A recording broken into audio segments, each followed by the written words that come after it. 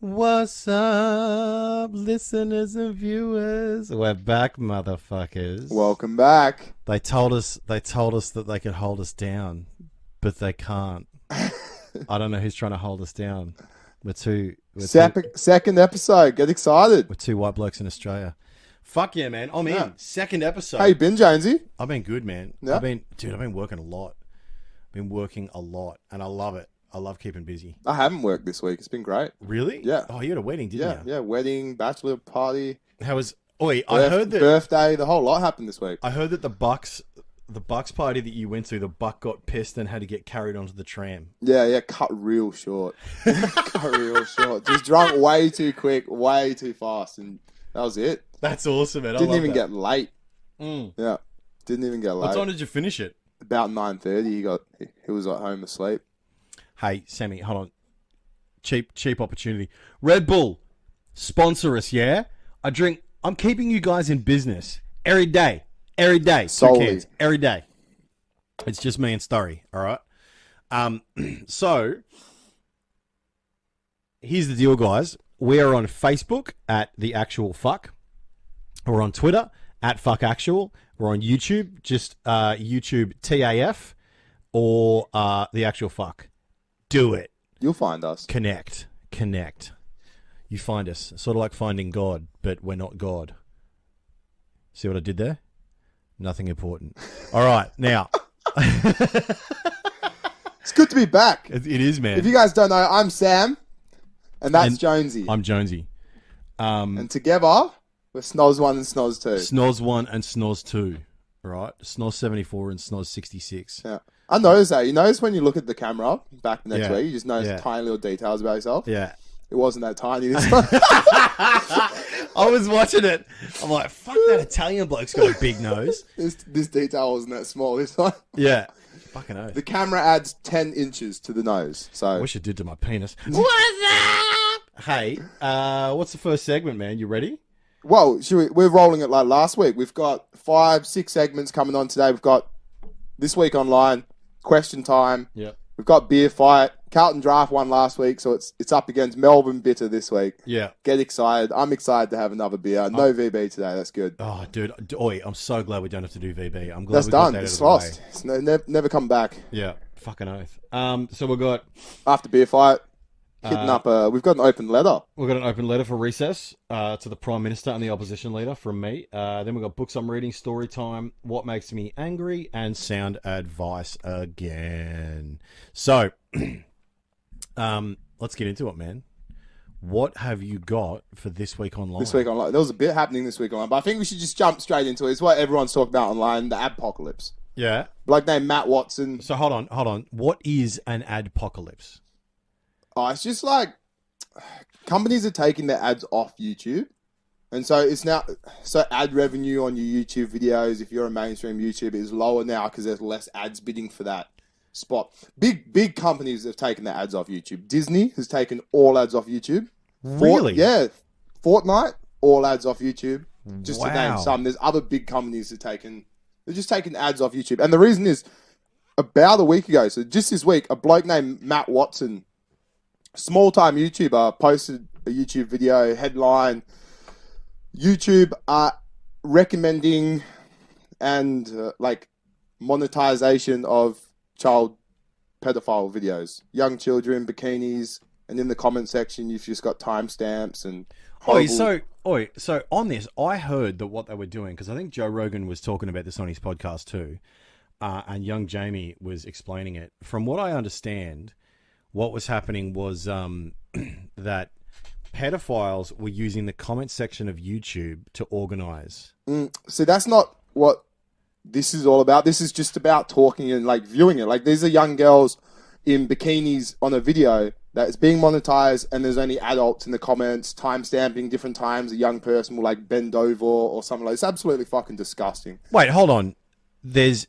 So the pedophiles, the predators, the child predators have these young videos of young girls that are on YouTube. Not nude. They're not nude videos, but they're young girls in bikinis or at the beach and they're on YouTube. And they're posting on YouTube and YouTube. sharing with other predators. So Hey, YouTube. YouTube is being used as like a platform to share. How about you fucking predatory delete vid- that shit, YouTube? How They're about onto you it. They're fucking onto delete it? Well, that's where the Thank you, the YouTube. controversy happens. So YouTube and their team have actually been extremely onto it. They've even blocked comment sections of a lot of like teenage YouTubers and a lot of YouTube. They're deleting a lot of these videos. They're trying to find the most they can. They're blocking like Will and E, his channel. A lot of his videos now you can't even comment on them anymore because he's a young YouTuber and did YouTubes about other young people and that. YouTube is on top of it. They're trying their best to get rid of it.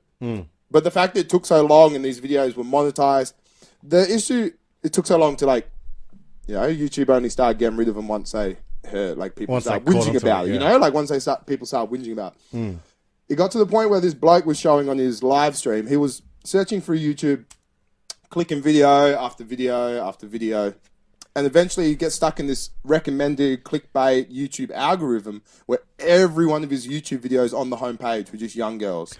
Wow. So he's pissed off that YouTube is not only monetizing these videos that the predators are sharing between each other, they're also recommending it at a large scale.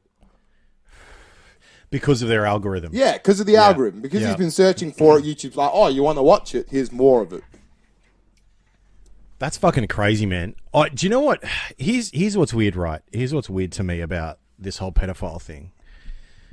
Like, these motherfuckers are going to use whatever technology they can. They don't care that Disney's got an ad on it. Yeah. Yeah. Pulling the ads off it is not going to stop the pedophiles from doing anything. But again, you can understand why Disney doesn't want ads on videos like this. Yeah. So they've just stopped YouTube altogether. This is incredible, man. That's incredible. Big news. Lots of people. So, you mean, have there been any like super bad consequences of the Adpocalypse? Well, like Will and E's channel, Will and E, he's 1 point something million subscribers. Yeah, his channel will take a hit for it. Yeah, he will take a hit. So have they, monetary wise as well. Have they demonetized his entire channel or just certain videos? Sure. It's just certain videos, I believe. Okay. I wouldn't know that one actually. Wait, Will and E, do your part, mate. Yeah, do your part. No, he's a good YouTuber. Shout out to Will and E. Shout out to Will and E. Check him out. How do you spell that? Will and E. Will. Okay. Yeah, sweet. It's pretty. Yeah, that is pretty simple. Yeah. But there's controversy over this topic because of the fact that getting rid of these ads aren't really going to stop what's happening. So it's just not benefiting actual content creators on YouTube. So say like you've got a young family.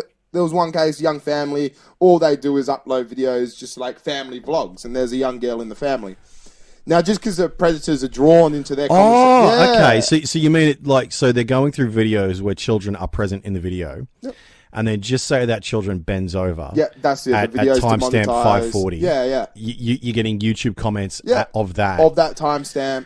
Oh, you sick motherfuckers. Gross, just go back on the dark web. And this family vlog, they're now completely demonetized. Their whole YouTube channel. Wow. Completely demonetized. And YouTube's response was, we've demonetized you because of what is said in your comments. Like, they're not in fucking control of their comments.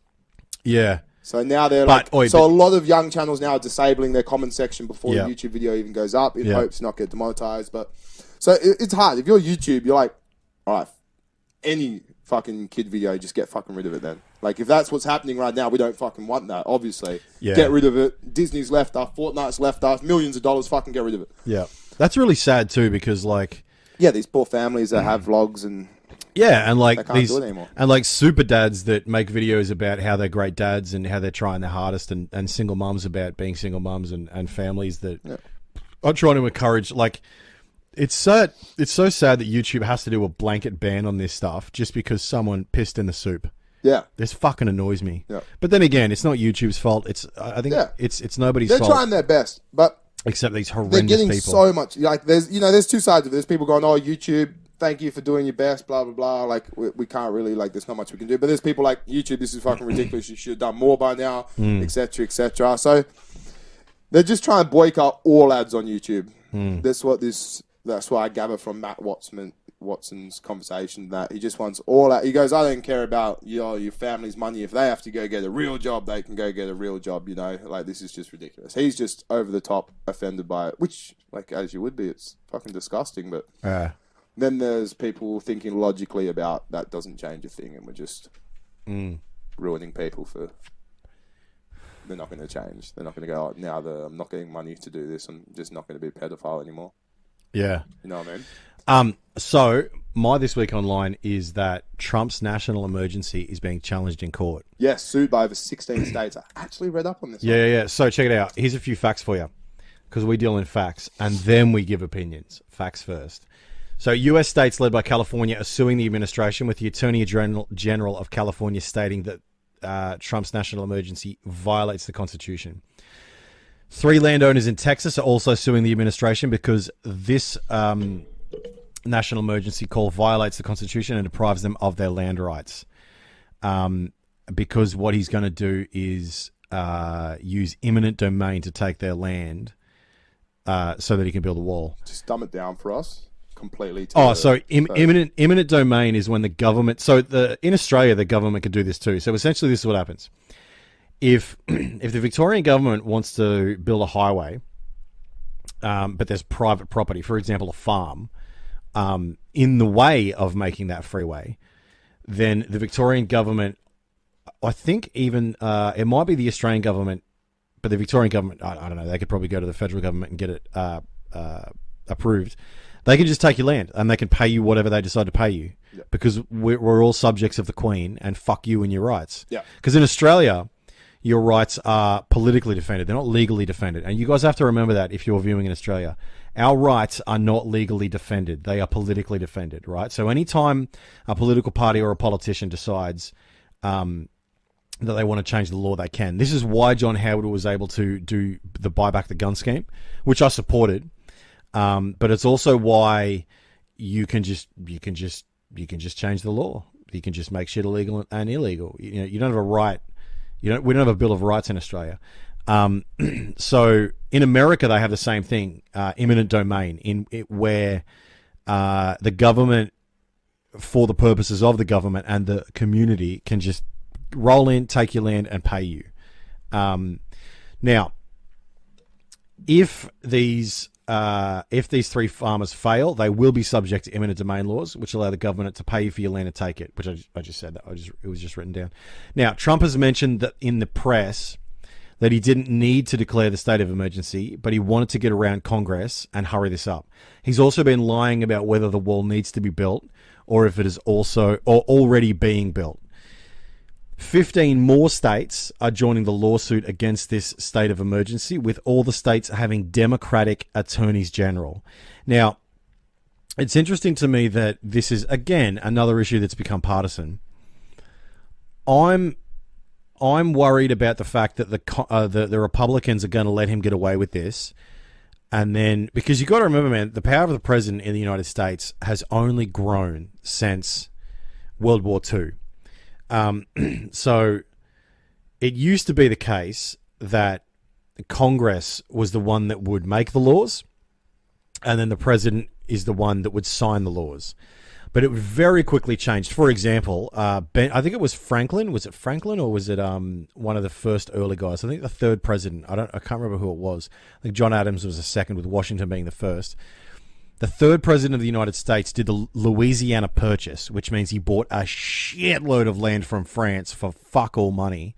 And he did that as an executive action without the approval of Congress. So the president as a monarch, that kind of theme has been running through the American political system for a long, long time. But they've always had a very strong accountability between the 3 branches. But what's happening now is that the president is, and see, you got to remember, Barack Obama was able to he was able to sign what's called the NDAA, which is a law that essentially means that he can imprison American citizens without trial indefinitely for as long as he wants, for no legal reason. Doesn't have to give them a trial, right? Which is fucking insane. That's like a massive breach of civil liberties, right? But because of the Patriot Act, because of the NDAA, because of what's called authorized use of military force, which is the AUMF, the president doesn't have to declare war anymore. Do you know that? Here's a question for you. Do you know the last time the United States declared war? No. Have a guess. So in the 20th century, you've had the big wars have been World War One, World War Two, Korea, Vietnam, Desert Storm. Civil. No, that was in the 1800s. Cold. No, that was a non-declared war. I'm talking about full on I'm talking about hot wars. And then you had Afghanistan 1, and then Afghanistan 2, and Iraq 1 and 2. Sorry, Afghanistan 1, maybe 2. It depends if you count the Mujahideen. Anyway, the last time the president declared a state of war against a foreign nation was after December 7th, 1941, the Japanese attack on Pearl Harbor. Yeah. You think about that. All the American sons that have died since then, all the foreign sons and daughters that have died and been raped and been pushed out of their homes, been pushed out of their countries, all the South American countries that have had their political systems rejigged because of American interference. The last time they declared war was 1941, which is insane. Like, motherfuckers, at least do shit legally. And Congress, hey Congress, how about you take some fucking responsibility and stop letting this man run ramshot over you? Democrats, don't act like you're the angels either, okay? Anyway, so that's my So they're first, suing him, yeah. Yeah, so that's my first this week online. Trump is getting sued, and I hope the people that are suing him win on constitutional grounds. Do you have another one for this week online? I'll stick with Trump. He's coming to Australia. What? Get your tickets. Trump is coming to Australia. No idea when. He said this for the last 2 years, but he confirmed 2 days ago that, yes, I will be coming to Australia in 2019. Oi, so since they we're all excited, obviously. Yeah. Oi, did you hear that David Icke? Do you know who David Icke is? No. So can you Google on your screen David Icke? David, and then the last name is Icke. So just for your guys' information, David Icke is a man that I think since the 1980s or 90s has been talking about about this idea that the American leadership and world leadership is run by people that are really lizards in human form. Oh, yeah. A Yeah. bloke who believes the royal family are lizard people. Yeah. Now, that guy has been banned from coming to Australia. Yeah. Why did Australia Right. ban? Yep. Yeah, why did they? Because he is I think it's something to do with anti-Semitism. Yeah. But I'm not 100% sure on that, so don't quote me. But he does have a habit of sowing dissent and pushing foundationless conspiracy theories that only seek to divide people against each other and build his own name and brand. I've got his statement here. Statement from David Icke after being banned from Australia. Read the statement. All right. I was shocked and appalled to have received the news earlier today that my visa had been revoked just hours after boarding a flight to Australia by Immigration Minister David Coleman.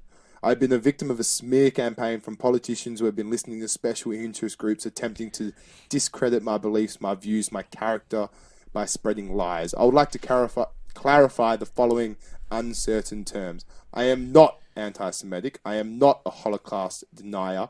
I do not wish to have the Holocaust denial be taught in schools. With a shred of evidence, these plays have worked. My previously approved visa accepted last September has been vetted by the highest levels of government in Australia and has now been thrown out the last hour. This is due to pressure not only from these special interest groups, but also from an article in the Australian today stating libelous claims. I have never given the right to reply. Libelous. Libelous. Is it libelous? Yeah, it is libelous. Yeah, libelous claims, Yeah. Yep. Whatever. Continue. I was never given the right to reply to despite requesting the chance to speak before the article was published. He was never given the chance to reply. So this is quite interesting because... So he's saying, I am not anti-Semitic, I am not a Holocaust denier. How could you deny that? Well, I do not wish for the Holocaust denial. That's the Yeah. question for another time, actually. Yeah. And it like, here's the interesting thing, right? I don't necessarily think we should stop listening to Holocaust deniers. And that's a really controversial statement. Here's what I think. I think that sunlight is the best disinfectant. And I think that Holocaust deniers are some of the most historically ignorant, arrogant, and frankly, just just the level of ignorance that you have to have of history to deny the Holocaust is astonishing. It is astonishing. Hey, I don't know if you guys can hear, but we've got the ice cream van at the front, Mr. Whippy. Yeah, I kind of want to pause this and go for a run. No, fuck that. You stop, sir. You're not 10 years old. For $2 in your pocket. It's probably $7 for an ice cream now. Yeah. But I don't think we should have banned Milo Yiannopoulos. I don't know if he's allowed back, but I don't think we should ban him. I think that sunlight is the best disinfectant because I think people need to hear David Icke and understand, oh, this guy's a fuckwit. Yeah. And actually, like, but then again, there is that problem that if you allow dissension. So there was a Muslim mufti that was banned from Australia, a sheikh that was banned from Australia because he was promoting antisocial ideologies. I still don't know if you should ban him because you just piss off a whole lot of Muslims and you don't allow him to be heard out and then for people to decide for themselves. I don't know. This is a question at the moment. I don't really have a position on him being banned. All I'm saying is, let's do that to Trump. No, Trump's coming to Australia. Back to the main point. Get your tickets. Line it up. Get your tickets. Shirt. Get your tickets. Get your tickets.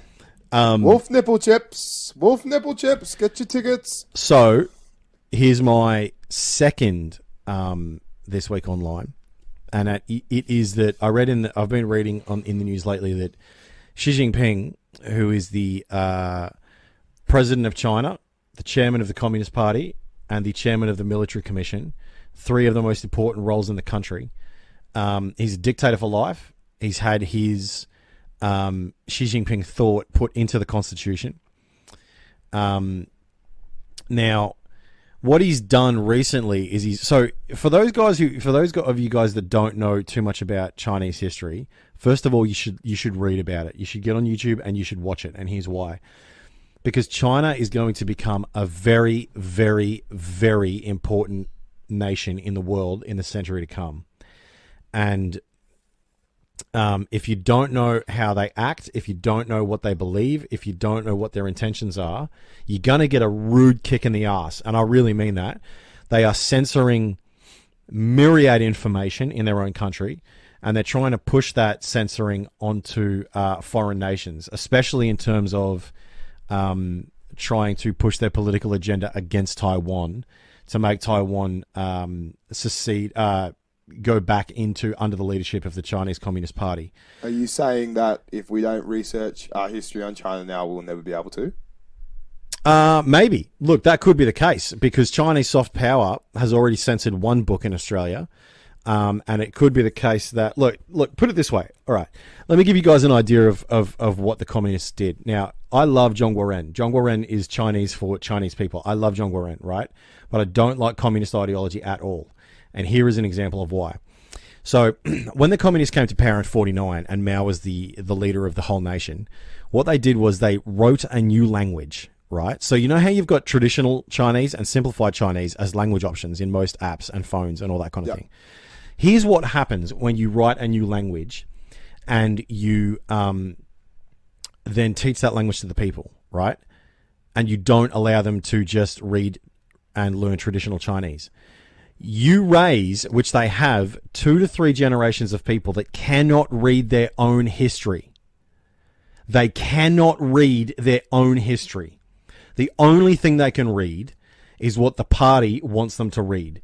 All the books that are published, all the writing that's online, all the news, all of it is in simplified Chinese. Now, Taiwan uses traditional Chinese, which means that Taiwanese kids can read about the Three Kingdoms. They can read about the Warring States period. They can weed? Yeah, they can weed. No, they can't smoke weed, that's for sure. They can read about their history, about what life was like before now, right? But anyone under communist China can't do that.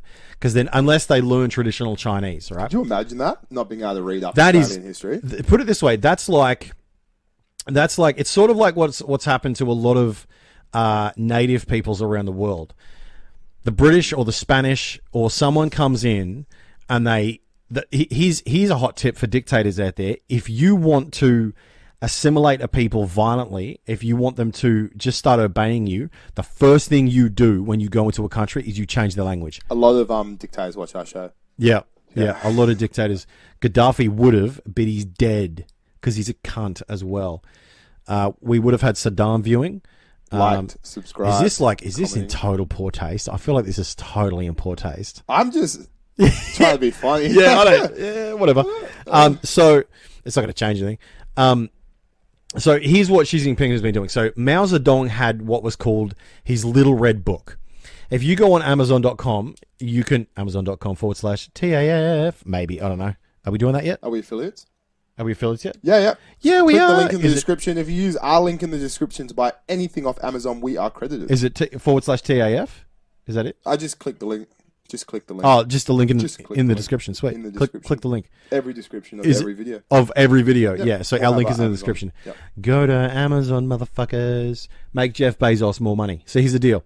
If you go on Amazon, you'll find Mao's Little Red Book.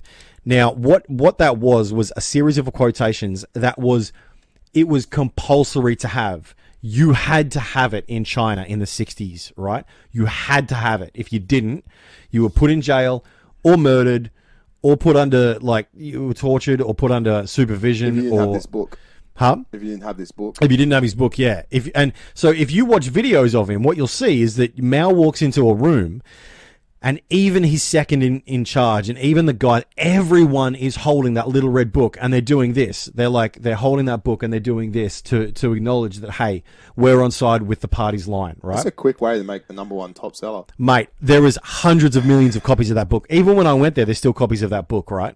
So, yeah. Now, what Xi Jinping is doing, he's made what's called the Little Red app. Like the euphemism is the Little Red app or the Little Yellow app or something like that. And it's essentially Xi Jinping thought, right? And if you are a member of the party, which is called a cadre, right? If you're a member of the party, you must download this app and you must log in every day. And they will fucking know if you don't. They will know because they've got tracking software. Location service. Oh, mate, the Chinese, so Mao used the power of the press, right, to get into people's lives. Xi Jinping is a digital, totalitarian, authoritarian dictator. He has the world at his feet.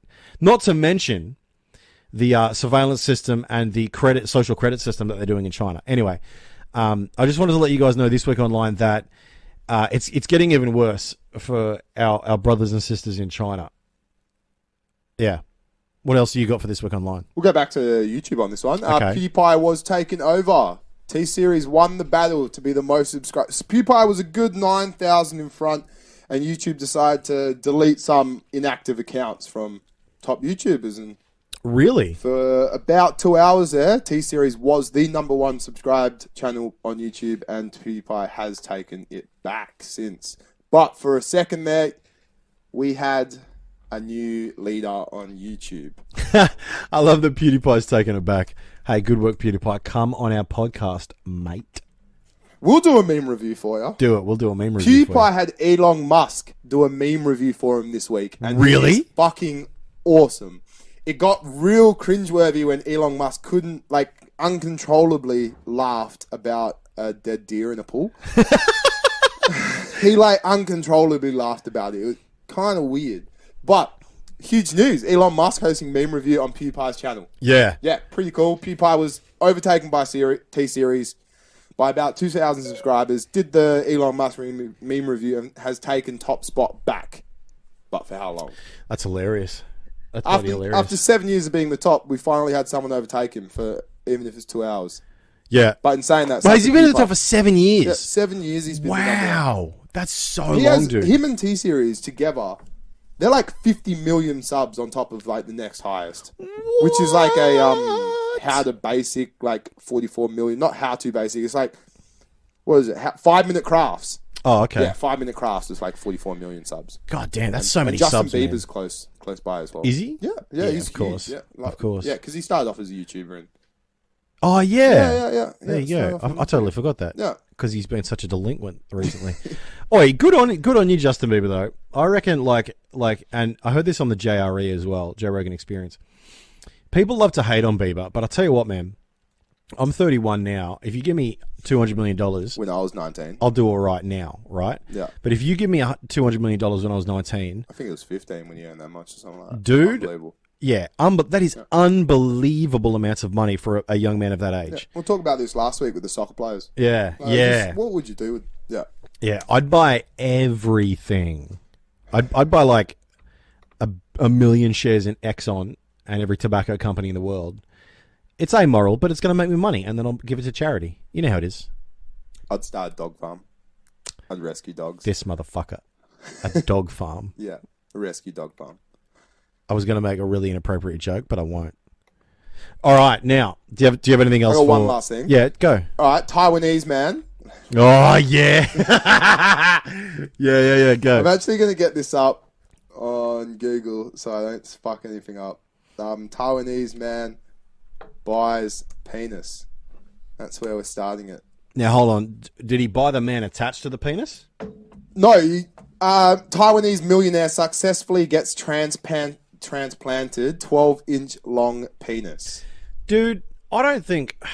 A Taiwanese millionaire has just fulfilled one of his lifelong dreams after a successful penis transplant from a South African organ donor. Wait, was the South African organ donor dead? Alive. Alive? Yeah. How much money did this guy make to give his cock up? $3.2 million. $3 million. Wait, would you do that for $3 million? Nope. No. Hey, producer, would you try to bargain Sturry to give his cock up for $3 million? It's $3 million, Ash. Oh. She said no, she loves her cock. And by that we mean chicken, YouTube. Our by that producer we mean male keeps taking chicken. off her glasses and putting them back on. It's weirding me Hey, out. producer, stop putting your glasses on, and here's why. Because in the quiet words of Joe Rogan from his 2012 stand-up special, giving credit where credit's due, glasses are a trick. Because the first thing a man thinks, this is Joe Rogan's joke, the first thing a man thinks when he sees glasses is, I wonder what it would look like if I come on those glasses. All right? So, and I don't want Sturry to have a boner during filming. You put them down. No. She just picked up a pen. Mr. Fung, his name was Wait. very specific in the penis. The penis needed to be over 12 inches long and not Jesus. an inch shorter. Jesus. My wife always teased me about my tiny penis. Now she will have big black cock, he said, laughingly. He says, my penis was very, very small, like most Asian people. That's his idea, not mine. Now I have the biggest black dick in all of Taiwan and China, he added with pride. Hey, I just want to say, don't be afraid. Don't be afraid of being politically incorrect by saying that Chinese and Taiwanese people have small dicks. Here's why. Guys, I'm going to let you in on a little secret. This is a joke that I used to tell when I did stand-up for a couple of months. The Chinese don't care about your little dick jokes. They don't care. And here's why they don't care. Because the Chinese have all the dick meat. The what? The dick meat, right? Check this out. If you get 2 buckets on a scale, in this bucket you put all the cocks of the Western Allied nations, right? And then in this bucket you put all the cocks of just the people in China, just the men in China, right? You find out very quickly that this one weighs a shitload more because the Chinese have all the dick meat. And they don't care about our little dick jokes. They don't care. You know why? Because they're busy winning everything. They're busy making shit happen and owning shit. Oi, also, here's one last one for this week online. Did you see that the American math team beat the Chinese math team? Did you see that? I did not see that. If you pull up a photo of the American math team, you'll see that they're all Chinese. All of them. Or, like, super Asian. I don't know. But, yeah, the American math team wins against China, and China was pissed off because they're all Chinese in the American math team. It was so funny. And I thought, you know what? That's how you do it, America. That's how you do it. Because if the Yanks were better at math than the Chinese, you're goddamn right the Chinese would use the Americans in their team. You're goddamn right. All right, now, that is... Wait, do you have anything else? I just wanted to add that this procedure is not for everyone. It's highly expensive, and I do not recommend it. Wait, in short, don't do this at home. But the wife, though, teasing him about short penis all the time. That'd be grief. That'd be grief. Just having Not a missus anymore. give it. Oh yeah, well, fair. I don't know though. I reckon now that he's got a 12-inch cock, he's going to be out there slinging dick like a boss. Here's the deal: if that Taiwanese man, Mr. Fung, if you get sick of the wife, just go out there and get some. You've paid the price. You paid $3 million, right? Go out there and get some. Impress the ladies. Just do your thing. Your wife's clearly a bitch. He's even. And I don't say that because she's a woman. I say that because she's a bitch, right? Because there's not too many women that I know that would actually give their husband, a man they say they love, shit about having a small cock.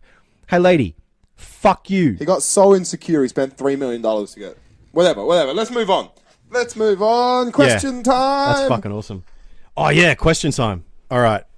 Wait, hold on. Yeah, question time. Yeah, we're in. Sweet. All right, hit me with your first question, Starry. Have you ever had to go back and wipe again? Oh, yeah. Yeah. Oh, yeah. Okay, no, yeah. definitely. This is just a follow-up to the last week. To last week's snap. Yeah. Follow-up to last week's snap. So, like, chuck a shit, have a wipe, didn't wipe properly. Here's a question. Itchy, go back and... Here's a question for you. Oh, we've both done that. Lock that in. Have you ever snapped it off, and then you didn't care about this when you walked in, but you snapped it off, and then you realised there's not enough toilet paper to clean the mess? Or none at all. Here's the question, right? Have you done this? Right? I'm going to ask you. Fucking, the producer's got her glasses on again. No, I know. It's cool. So here's a question. I'm going to ask you this too, Ash. When that happens and you're in a public toilet, do you stand up with your pants around your ankles and just cover your doodle and walk into the next stall to get that toilet paper? Yeah, yeah. Or do you fully pull your pants up, do your belt up, and then walk into the next stall? No, I wouldn't pull my pants up. Yeah. I normally would just call my partner and, hey, bring me some toilet paper. No, I'm not talking about at home. Like anywhere. Even if we're out at the pub, and say I was in the pub. You're in the male toilets at the pub? Yeah. So I just ring one of my mates and be like, yo, yeah. You know, whoever's there. Like, I would have no shame ringing my family members or mates to be like, yo, bring me some fucking shit paper. I love that. Yeah. Hey, Ash, has that ever happened to you? Have I called her? No. Have you ever been in the toilet and you've run out of toilet paper, but you still need more? Yeah, but like... What does a girl do? The thing with women is that I have never been in a public toilet alone. There's always other women in there. That's true. So what... Women do hunt in packs. So what Ash just said is that... Yeah. She goes to the toilet with another woman in a public place at all times. Yeah. So whenever she's with someone else, if she was in that public toilet, they ran out of paper, she would just scream out to the person she was in the public toilet with. And if we're at home, she'll just walk out the toilet naked and grab it. Yep. Go away, Link. Don't look. Hey, here's a tip for you young men out there too. Women hunt in packs, okay? Don't ever believe that the girl you're chasing is not going to tell her friends everything about you. And also don't try and take them away from each other. Like, if you're trying to pick up a girl at a club, don't try and take her away from her friend. That's never going to work for you. You have to be nice to her and her friend. You can't just... You know, like I've known mates that try and pick up a chick and they're like, oh, just come have it. We'll go to a different pub and have a beer. They're not going to leave their friend out. They don't. Yeah. Just don't try and separate them. It's not going to work. You're going to look like a twat. Yeah. All right, now. Just try not to shake it. You're just very active on the mic. Because you're just very moving around and shit. Yeah. Hey, all right. Here's my question. Here's my question for you, mate. Should we raise or lower the drinking age or keep it the same? In Australia? Yeah. It's fine. Keep it the same? Yeah, keep it the same. Okay. There's lots of scientific studies done to say that 18 is probably the right time your brain's fully developed, where alcohol is not going to hurt the growing brain cells. I'm sure there's like enough research that people get it right. Yeah, I'm not too sure about that. It's not that I don't trust you. Do you think we should raise it?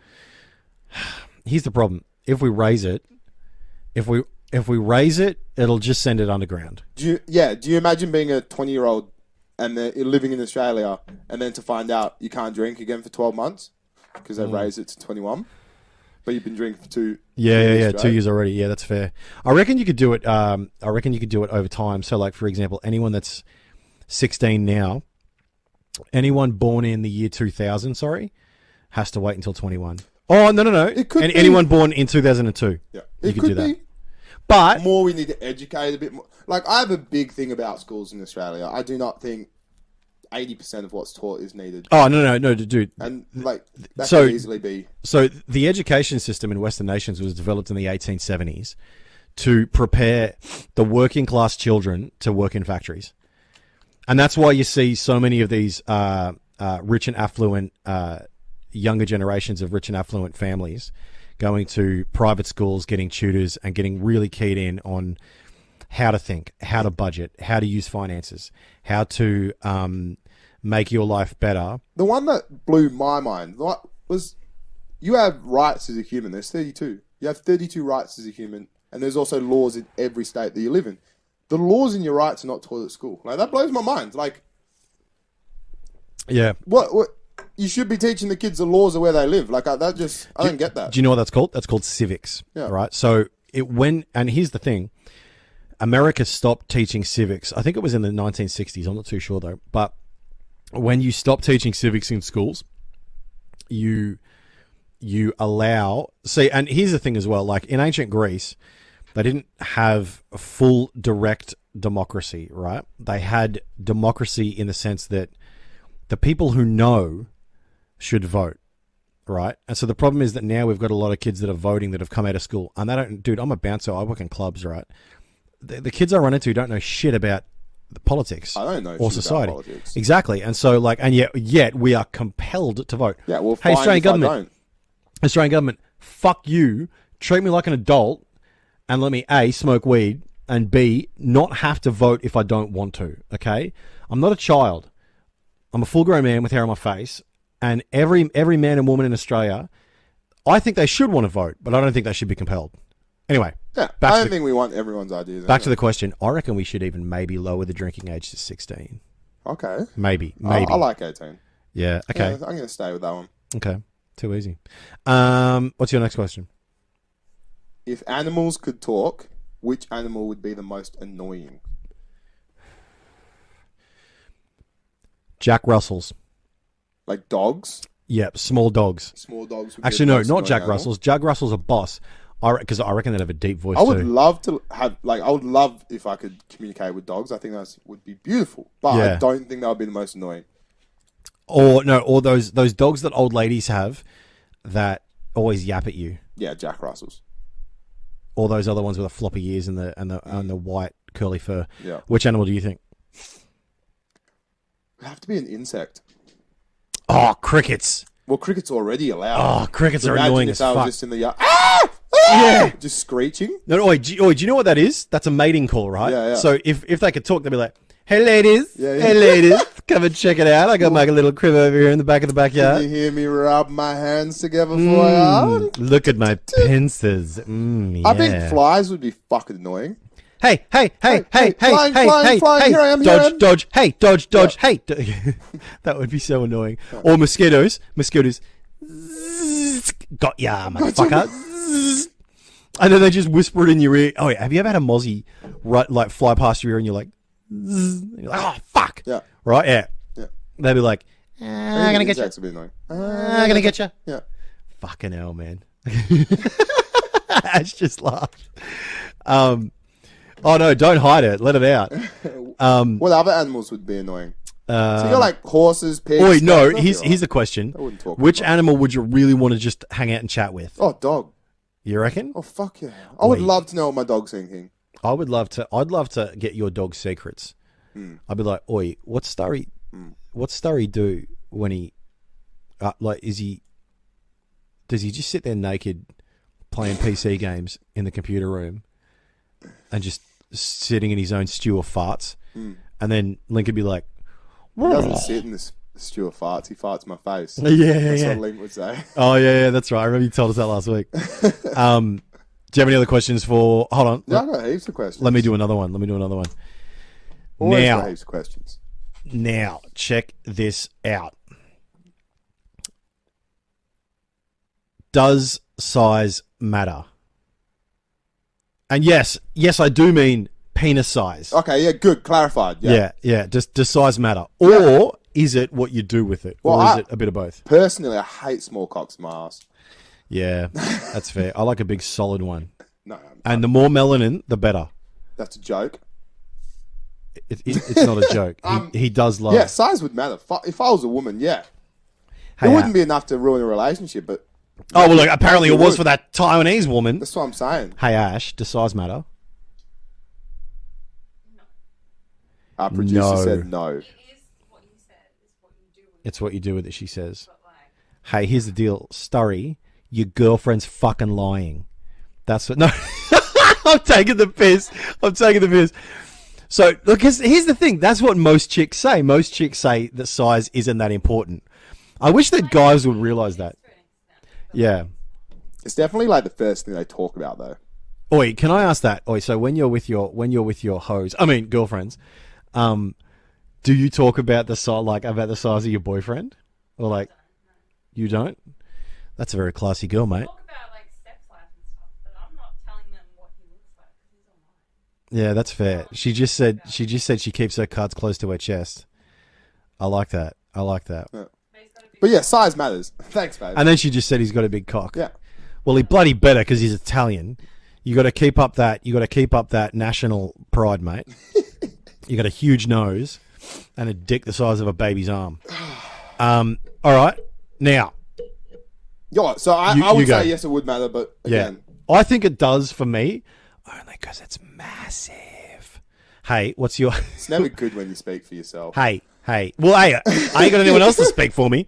The girls that have seen it ain't going to get on this mic. Hey, what's your next question? I've got a couple questions. I think we should do a would you rather right now. Go. I was thinking, like, this could be fun. Would you rather swim 300 meters through shit or dead bodies? Where do you come up with this question? Was this you that thought of this? This motherfucker. That's so dark. It's just, well, I've got a nice one. Would you rather speak all languages or be able to talk to all animals? All languages, definitely. Oh, fuck that. Definitely, man. I want to speak to people, not dogs. I would only speak to animals. I can't flirt with If dogs. I could speak to animals, I would just then tell the rest of the world I've forgotten how to speak. Do you know to what? humans. That's because he's got a girlfriend. And He doesn't need what I need. Yeah. I need to be able to talk to hot chicks in So, yeah. Spain. Back to the And first France. one. Would you rather swim 300 meters? Russia. So 300 meters is a long time. Through shit or through dead bodies? Now, for bacterial, Dead bodies. You're allowed to wear a Dead bodies. swimsuit. Yeah, dead bodies. Definitely.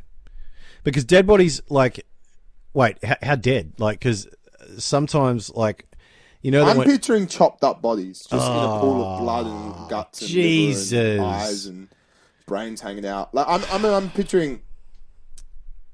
I don't know. I'm not going to go there actually. I want to. I'm picturing the glad. big old pits, but 300 meters long. I would swim through shit. Wait, are you talking about wading? Because you're not swimming. Wading. Like wading freestyle, through. no freestyle. I'm saying like you got to free or doggy paddle. You got to have your chest in. You can't be just walking. No. on top. I'm saying like wading, yeah, wading wading through. up to your armpits. Yeah, up to your armpit. Armpits next. Swimming, yeah, enough so you could get a bit of swim. Oh, going. okay. So I don't have to put my head under. No. No, well, you don't. Shit. You don't have Shit. to put your It has to be shit, Yeah, a bit yeah. of shit. Yeah, for sure. I'm wearing a swimsuit. Like people get paid to swim through shit. Do they? Yeah, well, people got to clean our sewage system some way. Yeah, that's fair. Yeah. I'd hate that I've job. seen that TV show, World's Dirtiest Jobs. There was definitely one where someone had to swim through shit. Yeah. Hamish and Andy did it, I think. Did they? Yeah, they Well, got shit in his Of suit. course they would. Yeah, of course. They was. Now, here's a question for you, Sam Dog. This is going to get a little bit inappropriate. Ash, our producer, Because it's inappropriate now, not earlier. can you please block your ears? She just shook her head. She's not going to block her ears. Hey, that's a fair response. I appreciate your honesty. And to be frank, I expected it. Well, to be Anthony, I expected it. Here's a question. Here's a question for your story. Oh, you ready? Would you kiss a chick in whose mouth you've just come in? Or the question for you, Ash, and look, you guys can totally refuse to answer this. You'll be known on the internet as cowards, but that's okay. Ash, would you kiss a guy that's just gone down on you? Yeah. So she's just going, fuck yeah, like, I love how I taste. She didn't say that, but that's what she said. She said, I love my boyfriend. That's exactly what she said. Now, Story. So now we're not talking about just a blowjob. We're talking about you come in her mouth, and then she swallows or spits, and then she goes to kiss you. No. No, the answer is no. Like, no, I wouldn't. No. Tell me Brush why. your teeth. Tell me why. I know. Brush your. Get some Colgate, bitch. Some Colgate. Get some Listerine. Colgate. Here's the deal, ladies. Only with the ejaculation part. Yeah. Like that's a bit too far. Here's If the it's Here's the deal, ladies. I would, because Daddy likes. It's not that I like; it's that I don't care. you I don't call care. yourself Daddy. God, mate, I'll call myself Daddy. I ain't got kids. I ain't got shit. Yeah, nice. I can... look in your eyes. Oh, that's so good. So my thought is, look. If, So you would? I would. Oh, absolutely. Yeah, that's why we have question time. I think I have. Things. Yeah, I think I have. And also, I want you guys to answer that question. So we'll even put this up on Twitter, and then we'll do the results next week. Can you write that down, Ash? That we have to do that. Thank you very much.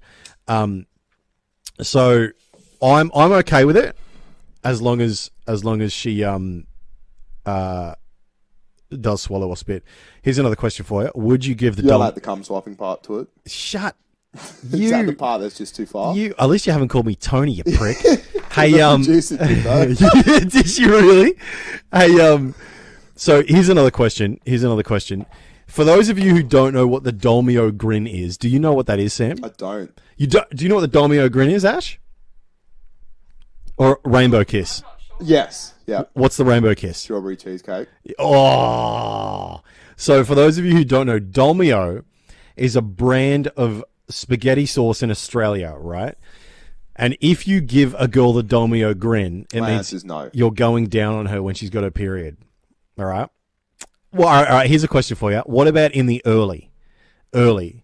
It's early in her cycle. No. And she's, dude, I've done that. I've done that before. You've had a number of grin. times. I didn't, there was no blood. There was a bit of a weird smell. Not unhuman and not unhealthy. Like, I don't care. But then again, I am a fucking freak. Yeah, we established I'm a this fucking last freak. week. Yeah.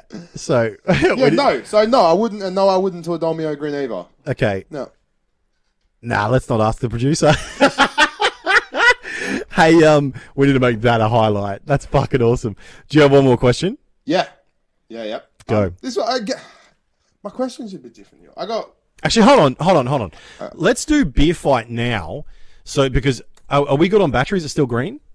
Okay, do you want to do beer fight now so that we should do beer fight and question time at the same time? Yeah, let's have a beer. Yeah, fuck yeah. Yeah, fuck yeah. Now, just want to let you guys know, so last week VB lost the beer fight, which means that this week we've got Carlton Draft, the winner from last week, and Melbourne Bitter. Let's do Melbourne Bitter first. Do you want to do, yeah, because someone prefers a stubby over a can. fucking oath, mate. You give me a stubby any day.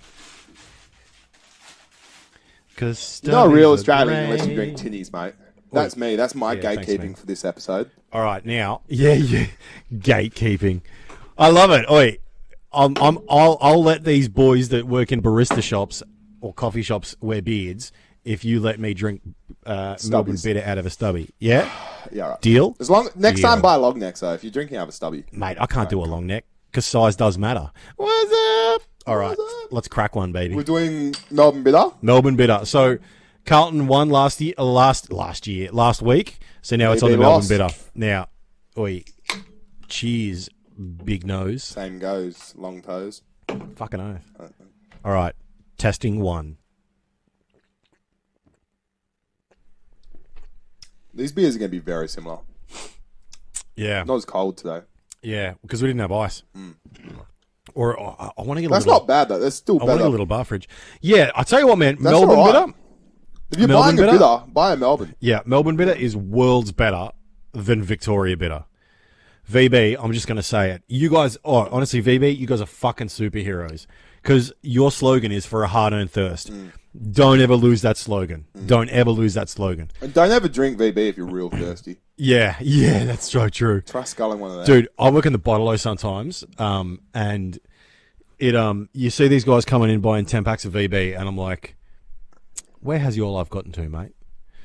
Anyway, I'd rather see someone buy a 10-pack of VB than a 6-pack of fucking Pirate Life or some shit. yeah, that's very true. Hey, because you're supporting Australian beer, which I love. Pirate Life's Australian. Starry, next question. If you could time travel, where and when would you go? And then there's a second part to it. If you could only travel to the past or to the future, which one would you choose? Okay, now hold on. Can I only watch or can I affect the outcome?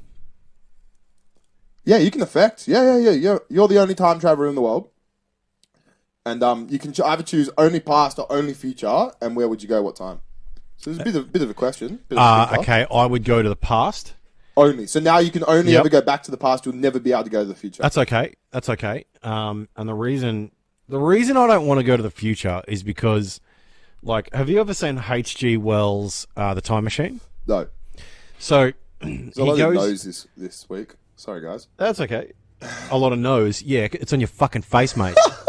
See what I did there. So we should have a nose counter. We should. Oh, and we need to have a cigarette counter. Is that how many cigarettes has he had, Ash? Two each. Oh no, this is my third. Oh. So the reason I wouldn't go to the future is because I don't know what's there, right? And like, here's what I mean. I would go back to probably the 1960s, or the 1930s, and I would probably the 1960s, and I would invest. Ready?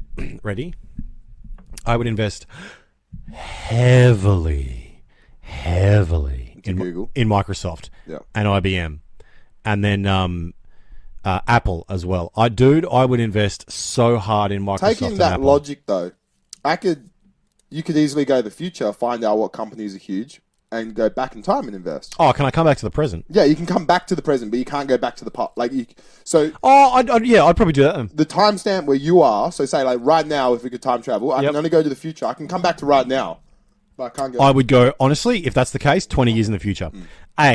Because I get to see what happens to America in 20 years, and China in 20 years, and Australia in 20 years, and I can predict the market. I'm a simple man, so this one was an easy question for me to answer.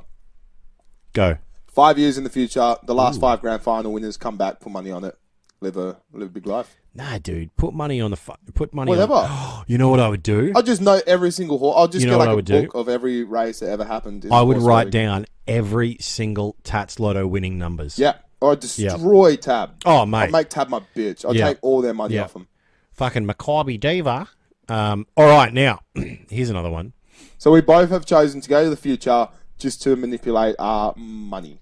So we could have chosen to go back in time and kill people. We could have chosen to go back in time and see dinosaurs, see all the beautiful history we have. But we have both decided to go forward and make ourselves rich. Fuck that. Dinosaurs are dead. Crocodiles aren't. Yeah, that's a fair call. And also birds. Hey, I have a question for Ash. Ash, am I allowed to ask you a question? This is somewhat inappropriate, but applicable. Because every man wants to know this, okay? Now, when you hug another girl... Can you feel your boobs squish? It's related to that. When you hug her, do you hug her straight on and not worry about the fact that your boobs are touching? Or do you adjust the position of the chest so that you kind of link in? So that, like, you've got her boob, your boob, her boob, your boob. Third option, does it not have a thought? Yeah, not have a thought. Girls don't give a shit. Girls don't give a I'll shit. squish my boobs any day if I want to hug someone. Now, going back to you, Anthony. Please don't say that. If you hug me, are you conscious about where our penises are? Are you hugging me like... No, dude, It's not a second thought. I'm conscious... Do we space dock? I'm conscious of the fact that you, like, another guy might be conscious of that, but I don't care. Like, I'll hug my best mates that are men. Yeah, I'll hug my best mates that are men and wrap my leg around them. Like, I don't give a fuck because I know I'm straight. I've definitely touched more men's asses than women's, and I know I'm straight, so... Yeah, I've probably touched more women's asses than men, but, you know, each to their own, Sam. It's okay. Never played a team sport. A little bit of that locker room rustle. A little bit of that. Ooh, yeah. Good game, buddy. Yeah, good game. Let's hang out in the locker room in the showers. How do you think I got tinea? What happens in the locker room stays in the locker room. Unlike Vegas. Oh, that's hilarious. All right. Good question. I thought that was nice. Thanks, man. I appreciate that. All right, let's crack the draft. Well, I've still got a bit of Melbourne to take. I don't have much left. Dude, you are a wizard at cracking beers and love smashing beer. them. Oh, wait, here's the deal. You can crack that draft and go to town because we already know. Oh, actually, yeah, no, we should. Okay, hold on. Let's do this. We don't know. That's actually a nice beer. I haven't had a Melbourne bitter in a while. That is starks above the last bitter we tried. Oh, it's huge over Melbourne Bitter. Dink it. Ding it. Dink it, sink it. Rhett and Link, that's 2 weeks of a shout out. Oh, wow. Carlton wins. Carlton definitely wins. Yeah. What do you think? Go side by side, yeah. Yeah. This is the real test, people. Melbourne Bitter or Carlton Draft? All right, so I got two things here. I've noticed that Melbourne Bitter is more bubbly. I've noticed. Yes, Carlton actually, Draft is yes. smoother. Melbourne Bitter is more Yes, sparkling. I did notice that, actually. And I fucking like that. Ooh. Yeah. Hello. I have not had a Melbourne Bitter in so I drink lots of drafts. I have not had a Melbourne Bitter in a while. They're both warm, and I am going to continue drinking this Melbourne Bitter. Okay. What's left of it? So, in your opinion, has Melbourne Bitter won it? So Wait, we didn't even discuss this. Do we have to go to the producer for a winning opinion, or do we take these over to next week until we can come to a decision, or do we just scissors paper rock the winner? No, it has to come to an agreement from both of us, I think. Okay, Ash, are you prepared to be the adjudicator if you need to be? But you gotta sip some of that beer. Oh wait, are you driving? She's on a full license. What's up? She's flexing over there. Sorry. Give her the beer. Love All it. right, she's gonna have a taste. All right. So wait, hold on. But first, we have to establish: are you saying that you like the bitter? Oh, trying to slam it on the table too, bro. We're fucking professionals, Samuel. See, that was great. Hey, so are you saying that the bitter wins over the draft? Yeah, I'm saying Melbourne Bitter is a better beer. Okay, hold on. Let me see if I agree. Like, I don't want to be a backpedaler, but I did not think I was gonna have that decision. But I'm gonna be honest. Do you think you have this decision Because it's warm. I don't know. No, I'm still going with Carlton Draft. Definitely. It's just I like the fizz. the fizz in the bitter. Yeah. Draft has got more flavour too. Bitter tastes more like That's nothing. fair. Okay, now, do you have much of both of those left? I've got a mouthful. Okay. Do you want to decide? All right, I'm gonna go give it to the Yeah, producer. go give it to the producer. We're just going to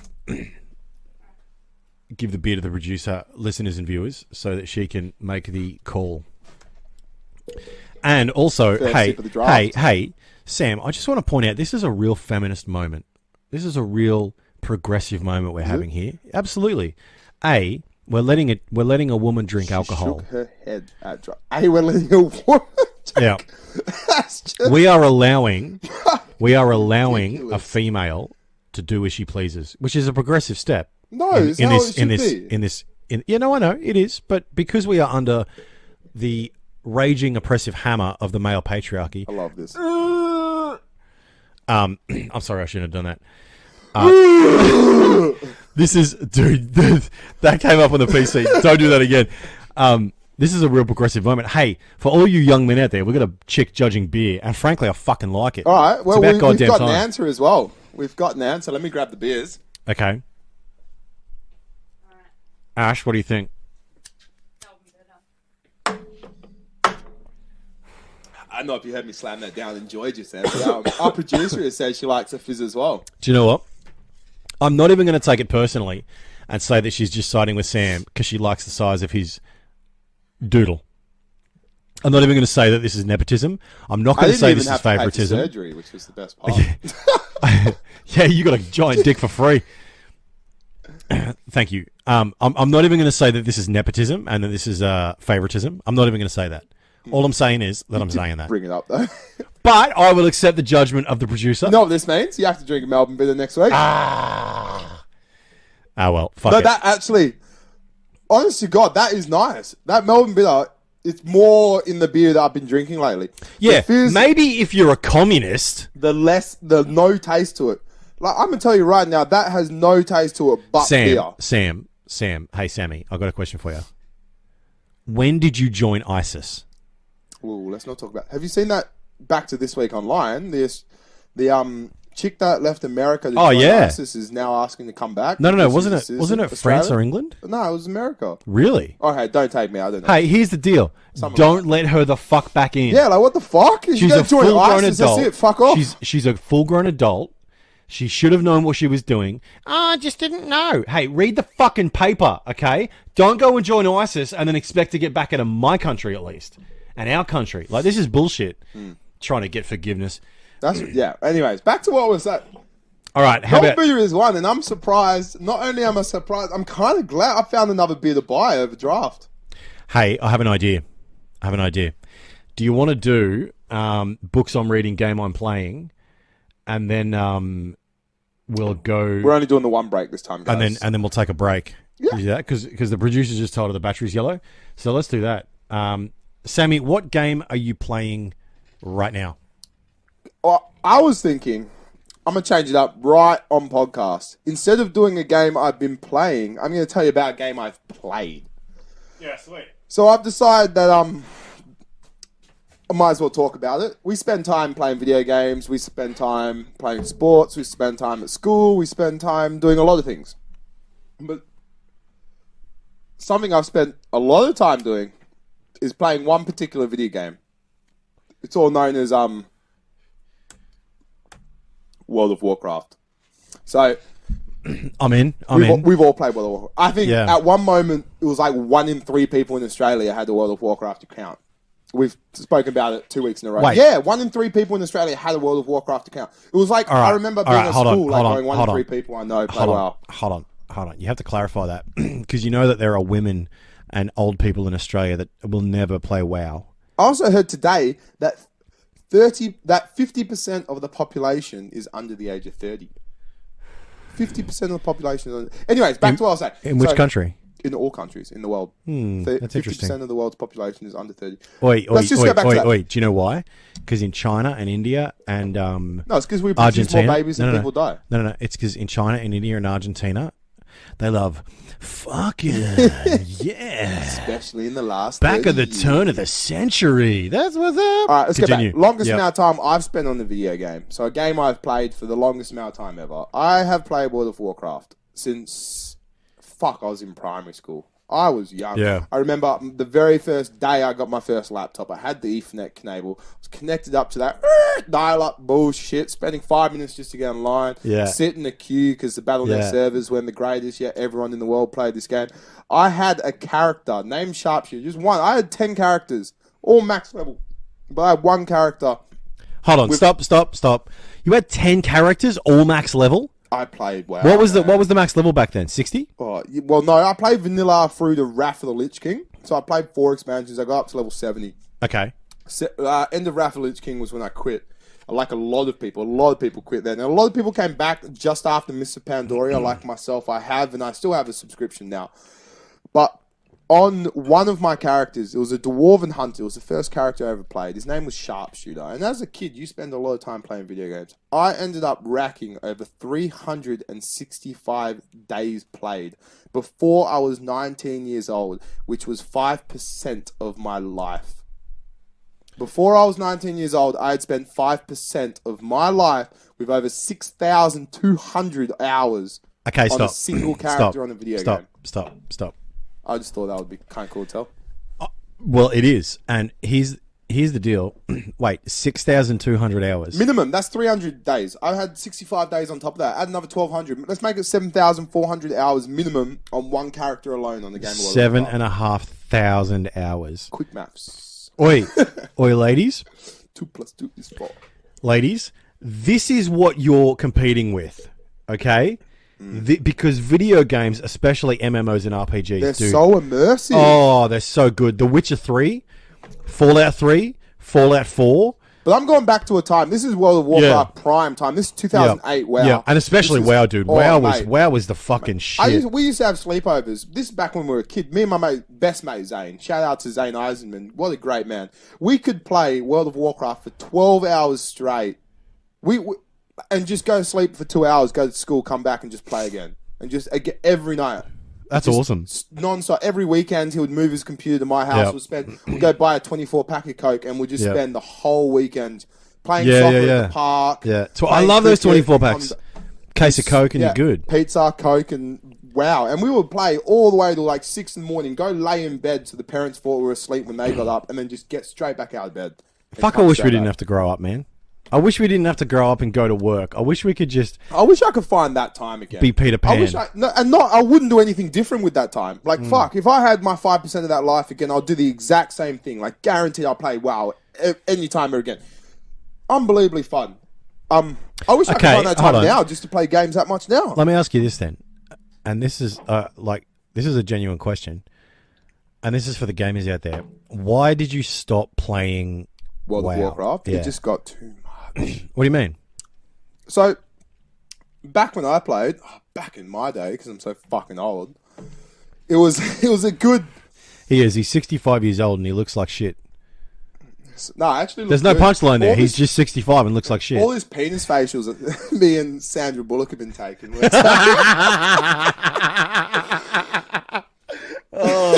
So back to the question. So it got too much. Tell me why. It got to the point. So if you were doing 200 damage, you're now doing 200k. Everything just it's just numbers expansion. The thing that World of Warcraft had, they actually had an economic crisis. So just like countries in the world where too many people come in and bring too much money, now everyone earns too much money. Everyone has too much money. Everyone in World of Warcraft ended up having I remember when 1 gold meant like 6 hours grinding. It got to the point where you had to have 121 million in your account. Like WoW just got they had an economics problem, and that was probably the biggest thing with WoW. And the reason why WoW died so quick is because everyone had what they wanted. There was no sense of like back when vanilla WoW, the Cataclysm, Wrath of the Lich King. If you grinded 100 gold and bought that item off the auction house, you were 1 in 15 that had that item.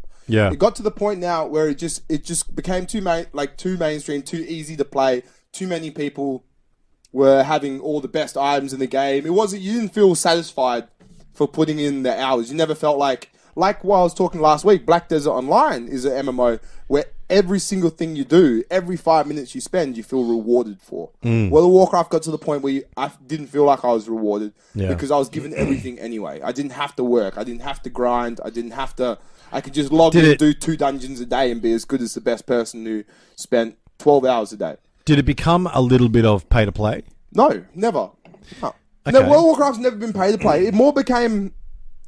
It's easier to get good. It's easier to be the best. Like, I remember time as a hunter, I had to lay my traps down. I had to kite enemies. We would do a final boss, and there's 25 people in the raid, but every single person mattered. The amount, like, you had to have 2 warlocks, 2 mages, 2 hunters for CC. You had to have people that can kite but still do damage. Yeah, I remember we spent 8.5 hours one night fighting fucking the temple boss for Zalfarak in Vanilla WoW. 8.5 hours. 8.5 hours fighting one boss as a raid group of 40. This is why. And so it was satisfying. It was well worth it when you finally beat that boss, you and your guild. And it mattered now I can go into World of Warcraft, do the hardest raid in the game, and AFK myself in the back while my team carries me and I just get the loot. Yeah, that's so true. I loved being important, and I loved being satisfied for my rewards. And World of Warcraft gave you that. World of Warcraft gave you that sense of, holy shit, like, I just spent 8.5 hours, but I am worth it. Like, like that is what... There's no satisfaction to the game now. It's just become a dungeon crawler. It's like Diablo. You stand in Stormwind and you spam looking for group. So it's too easy. It's too easy. Is it just rinse and repeat? Yeah, rinse and repeat. Yeah, it's not even like old WoW was rinse and repeat. It was more grindy, but it wasn't easy. Old WoW was not easy. Yeah. Myself now, we don't have to spend too much time to be the best at WoW now. It's a very, apart from the PvP, but the PvE is extremely simple these days, and that's where back in the day, WoW was a hard game. WoW WoW took time. WoW took patience. WoW Who? took thinking. WoW Activision Blizzard. They're the ones that do it, aren't they? yeah, well, they're separate companies, Blizzard. but Blizzard own Activision. Yeah. So yeah, I just wanted to talk about a game I have played and why I don't play it anymore. I like that. I like that a lot. And that actually explains a lot. Hey, gaming companies, fucking watch our podcast and you'll learn something. We love hard games. That's why Dark Souls is challenging. Dark Souls 1, 2, and 3 has taken the world by storm because it just gives us for video gamers like myself who've been playing games since we were 6 years old, Nintendo, GameCube, whatever. We've been playing games for 20 years now. We're not shit at games. I like a challenge. I like dying over and over again. Like Dark Souls was a fucking good game. I couldn't beat that ninja at the start. I've never played Dark Souls. It's hard, man. I know. Yeah, I've heard but that. That's what's good. I played Bloodborne for a while. That's what's but then good. gave up on it because The Witcher 3 came out. That's what's good. Yeah, that's why The Witcher was such a successful game. Back to The Witcher 3, all the Witchers, they're rewarding games. Yeah, they are. They're really hard, good. They're really hard. They take your time, but they're rewarding. I play Witcher 3 on Death March only. I refuse to play any easier. I love it. Hey, all right. So, book you're reading. Book I'm reading. So last week I talked about Discipline Equals Freedom by Jocko Willink, and I'm still reading that. But I'm also reading a book that's called Never Split the Difference. Negotiating as if your life depended on it by Chris Voss, right? Never Split the Difference by Chris Voss. Now, and the reason I got onto this was because I saw Chris Voss on YouTube, and he was, he talks like he's from New York, and he talks like this, and I'm like, but this guy's probably got something to say, So, but then I actually listened to him because I'm a cynical, skeptical motherfucker, and I hate these self-help books and these books that tell you like, hey, just follow our 6 rules and you'll have infinite life success. No, you fucking won't. You've really got to read a book that has really good meat in it, and then you've got to apply it. Right? Talk a lot about meat today. So one of the things that now Chris Voss is I think he's up to 30 years of negotiation now, and he's really, really, really smart. Police negotiator. FBI negotiator. FBI. So he was the lead international FBI hostage negotiator. And you're saying he has a YouTube channel, or is he? No. He was on a few other YouTube channels, right? Yep. And there's a few TED Talks and other videos by him on YouTube. Check out his TED Talks. Chris Voss. Chris V Victor O Oscar Sierra, which is SS. Check him out because. And some of the things that he talks about in the book, I'd already kind of picked up just due to life experience. But he talks about this thing called mirroring, right? And mirroring, when you're having a conversation, Tony Robbins talks about this too. Whether you love or hate Tony Robbins, he's got some good shit that he talks about. Mirroring is when you're having a conversation and someone says something to you and you're actively listening. Not just hearing, but actively listening. And then you repeat what they say back to them. You repeat the last 3 words of what they say back to them. Now, you guys might think that, like, if you're talking to someone and you do that they'll go, why the fuck is this guy copying me? Most people don't even notice. Most people don't even notice that you're repeating what they say back to them. And it's actually a really good idea because people like a reflection of themselves. They like to see themselves in other people. Just on that note as well, if you ever work hospitality, bar, anything that involves cash handling, repeating what people say to you, repeating what they give you in cash, repeating what they say to you can be so goddamn fucking helpful. Yeah. If someone buys 2 beers and I go, that's $12.20, and they go, here's 20, I go, you've given me 20, I just said that was $12.20, and you repeat back exactly the conversation you've already had. It's an extremely good habit to get into. Yeah. Sorry, continue. You're right. So another thing he talks about is tactical empathy. Don't give people sympathy because sympathy is bullshit. Give them empathy. Actually try to put yourself in their position. Actually try to understand what they're saying. And the last thing that I'll say about one of the tips that he says is when you go into a negotiation or a conversation, you've got your thoughts in your head of what you want out of this conversation, right? But the best thing to do, and I try to do this, and I used to do it even before I read the book, but it's just reinforced it for me, is when you have a conversation with people, if you want to clear your mind of all the chaos and confusion that you're trying to work out, right? Here's what you do. You just listen and you mirror and you repeat and you use empathy. Just listen. Really just listen, because that way you will get yourself inside their head and you will go into their perspective, which is very, very, very useful for understanding people. And the first thing you need to do, and I need to do, is understand where they're coming from. Because when that happens, then you can come in to a negotiation and an agreement. Now, we are going to go for a break now, guys. And then we will be back with recess, story time, what made me angry, and sound advice. You good, Starry? That was recess. Oh, no. Yeah. Yeah. You sorry. good? Yeah, we're good. Sweet. All right. Thanks for coming Break around. time. See you guys soon. See you guys soon. Welcome back, everybody. Short little break, and we didn't really go anywhere.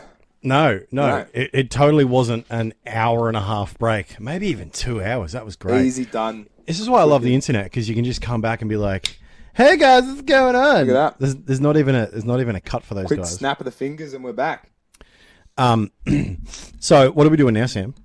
We've actually got a bit of recess, so Okay. So I was hoping you could. I've got an open letter that I want to.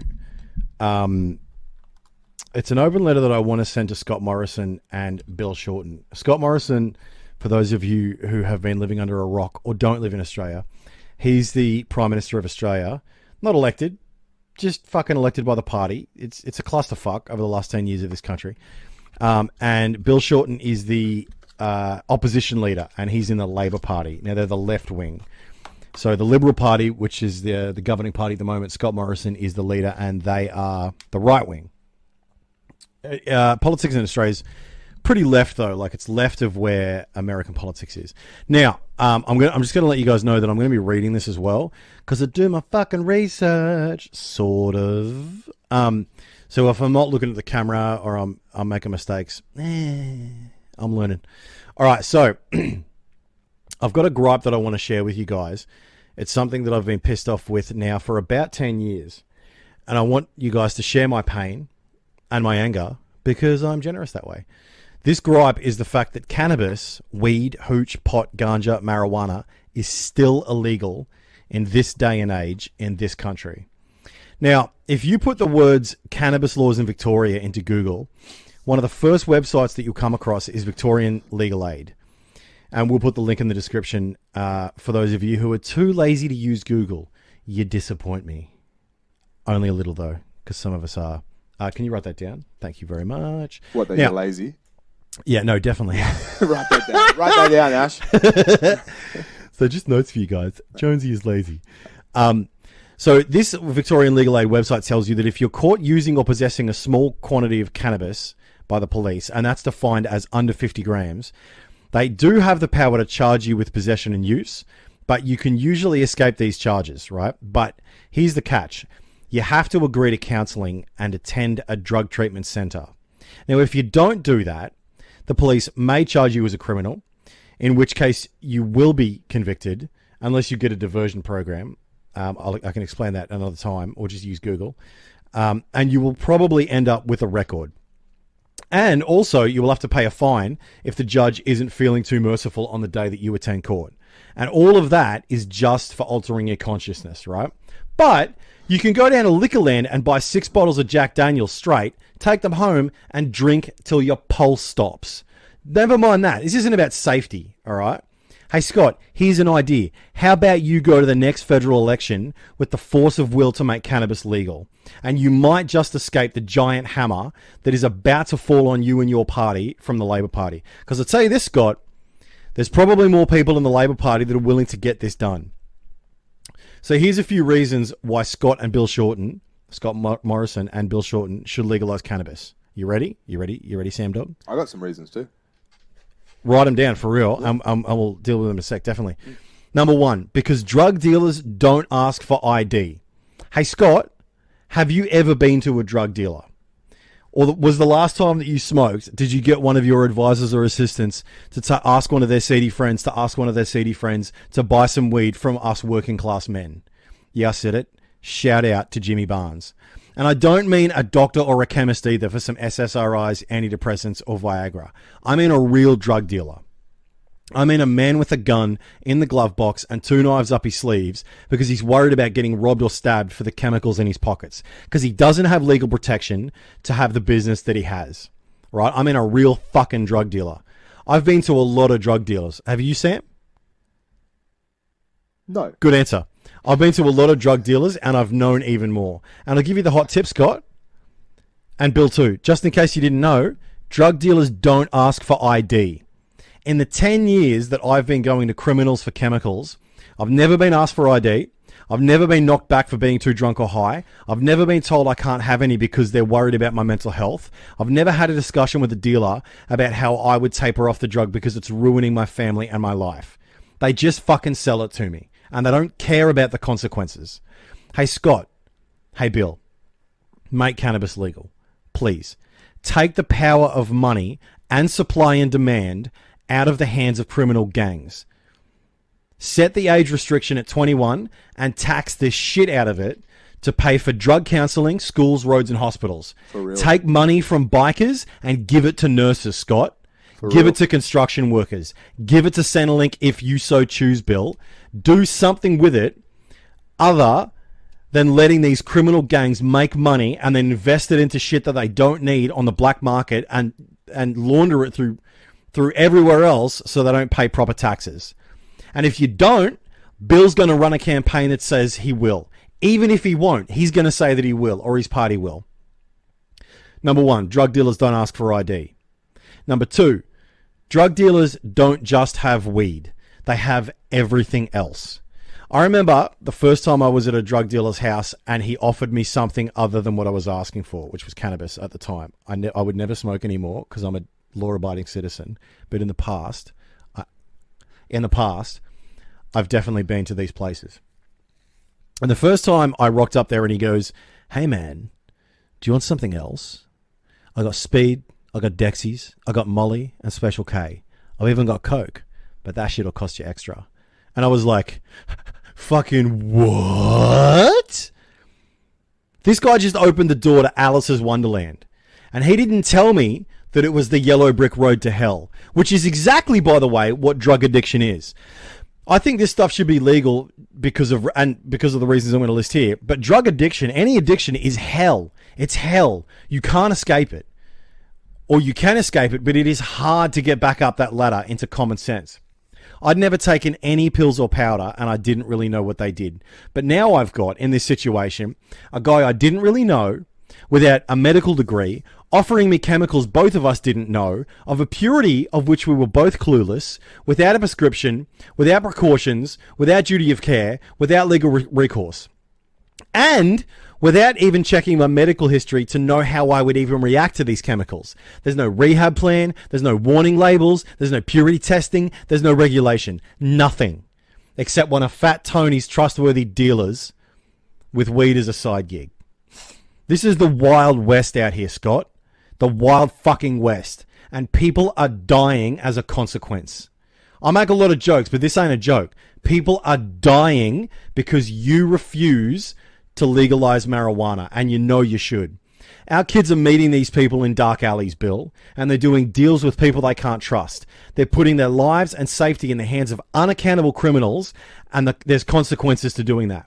Consequences that I don't think you may have seen in a while, because you're too busy dealing with lobbyists and greasers. When was the last time your children walked into a dark alley in the streets of Brunswick, or Coburg, or St Kilda, or any of the red light districts in Sydney or Redfern, any of these places in the country where you got to go to these seedy motherfuckers' houses, stay there for half an hour so the neighbours don't get curious, and deal with someone who you don't know and can't trust?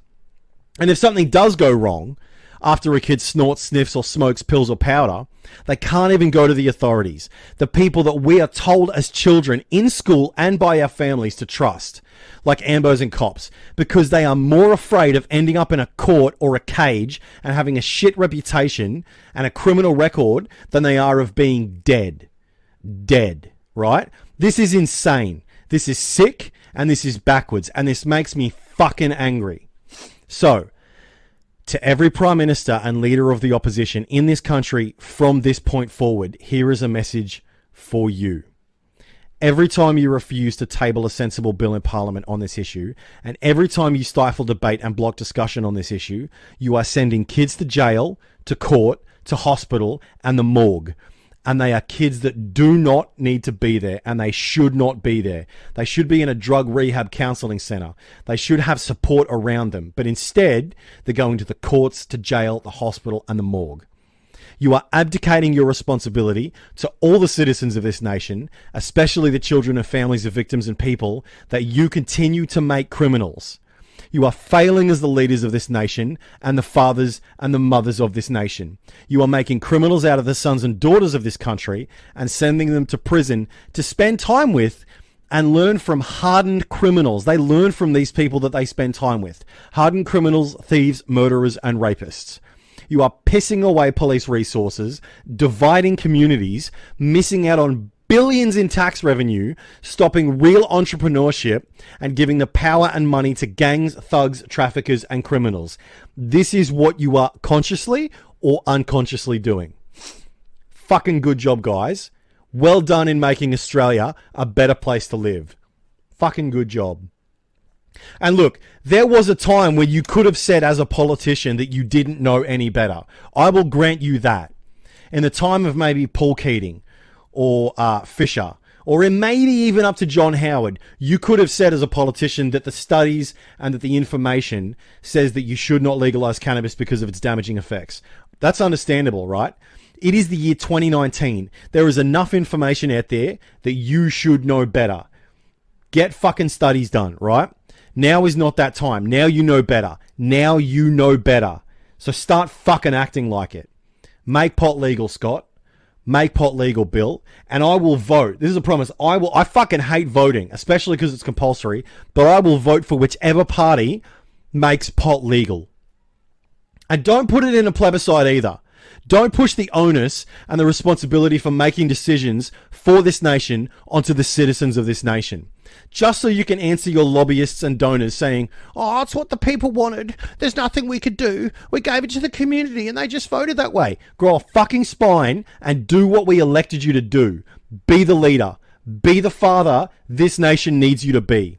We, the voting public, from rich to poor, from black as night to bedsheet white, we have better shit to do. We have jobs to work, not careers. Jobs. We got to pay the bills. We have families to love, an economy to engage in, bills to pay, and useless shit to buy to keep this shop floating.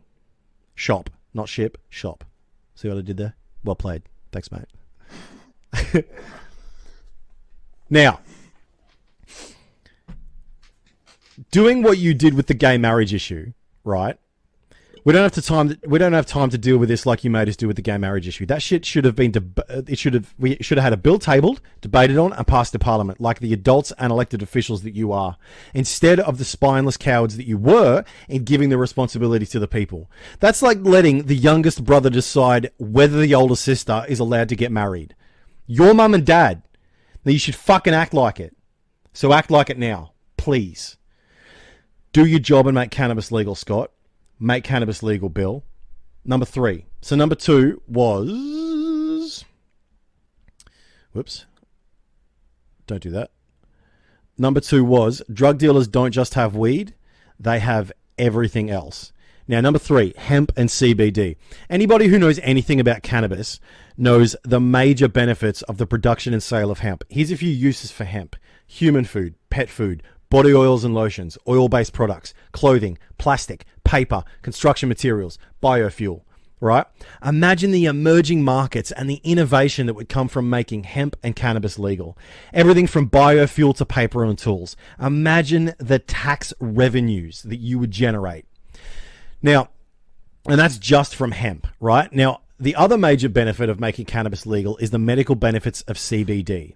If you don't know what that is, put into Google cannabis and CBD. If you look this up on Google, you'll be met with a myriad of stories and studies that indicate that CBD, the non-psychoactive part of cannabis, has helped children with epileptic seizures and is also used as an anti-inflammatory. And if you're skeptical of what I just said, and you should be, because I just said it, I haven't given you any details, We don't yet have enough data on cannabis to warrant it becoming an endorsed medicine by the medical community, right? I understand that, and I'm fully willing to admit that, which leads me to exactly my next point.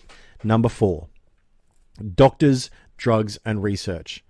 I don't have kids. Do you have kids, Sam? No, mate. I don't have kids. We don't have kids. Dog. You have a dog? It's like my kid. Your dog's not going to smoke weed, hopefully. Sometimes I wish you did. Just fucking calm him down a little bit. Fuck. So I don't have kids, but when I do, and when they're old enough to start asking questions about weed, I want them to be able to go to a doctor with or without me to find out the pros and cons of consumption of cannabis. Instead of having to trust the no ID, no duty of care drug dealer, only interested in a profit at my children's expense. And I want that doctor to be able to read and reference peer-reviewed medical journals and double-blind placebo studies on this issue, instead of going onto Wikipedia and hoping for the best. I want to know how much stronger weed is today than it was 30 years ago, and why. I want to know the effects of short-term and long-term use on the brain. I want to know what effect it has on males and females of all ethnicities and ages, legal ages. I want a database of information on cannabis like we have on tobacco, alcohol, antidepressants, opiates, and so much more. But we can't have that, Scott, can we? We can't have that because it's still illegal, isn't it, Bill? It's still illegal, isn't it, Scott? Listen, I work between 45 to 65 hours a week, and I always pay my taxes. I don't see why I and people like me can't have a toke if we like. We can smoke till we die and drink till we cry, but the government tells us we can't get high. Listen to that again.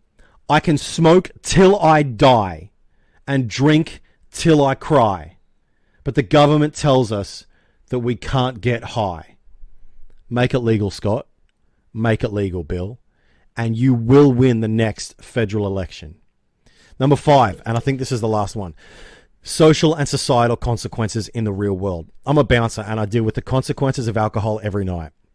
Drunk men with the devil in their eyes looking to prove that they're a man, or drunk women looking to drown their sorrows and forget their memories. Partying, drinking, fighting, and fucking. All done when they're drunk as a sailor on shore leave. I would love to work as a bouncer in a cannabis bar, right? Right? Where my biggest problem would be blokes trying to break into the vending machine to steal the Mars bars and twisties. All you would have to do is mention the cops are on their way and use the words hot fuzz, and they'd be out of there in a heartbeat.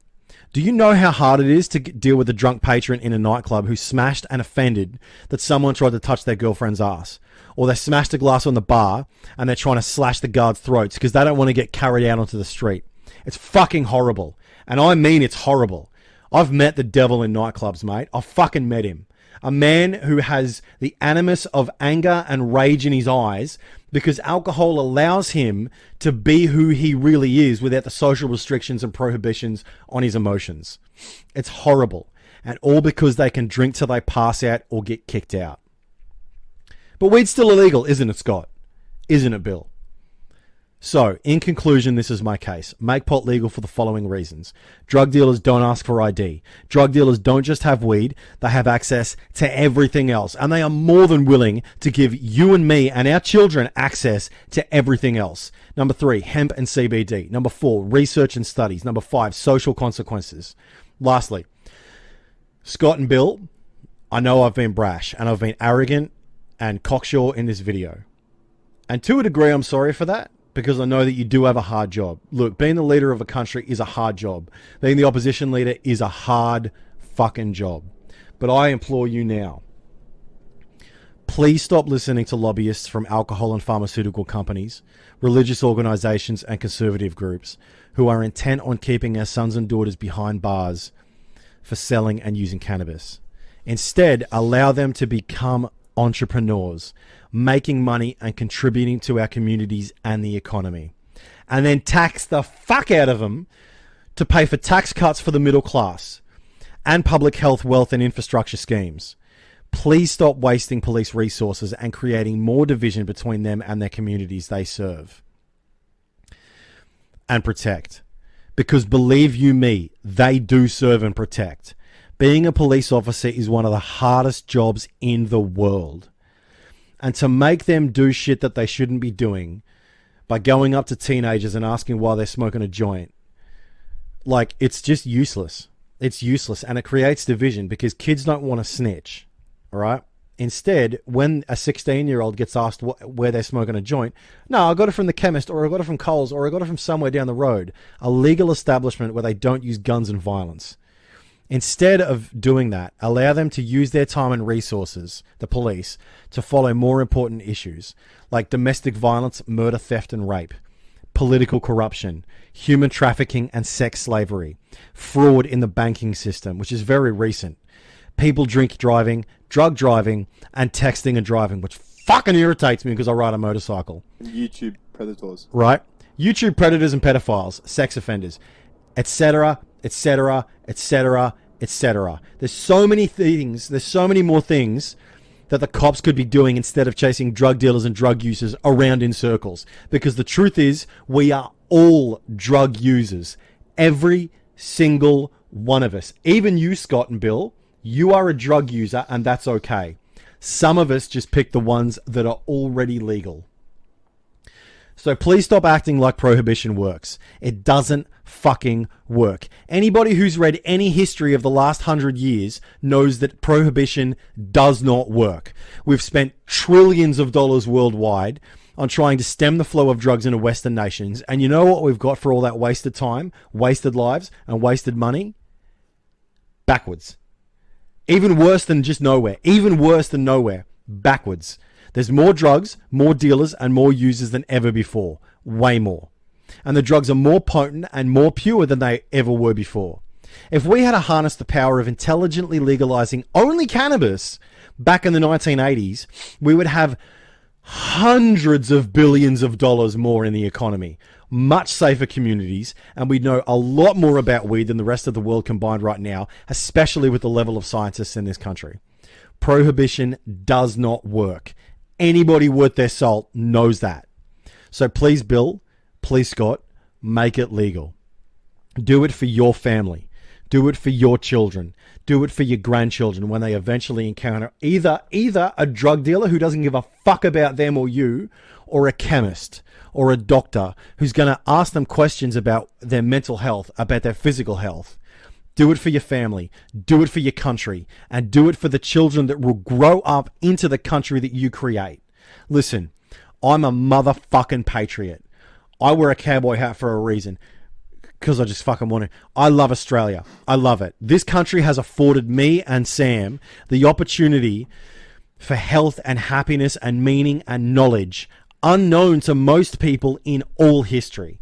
It is an amazing country. I fucking love this country. I love Australia, especially because I've spent time outside of it. I love it.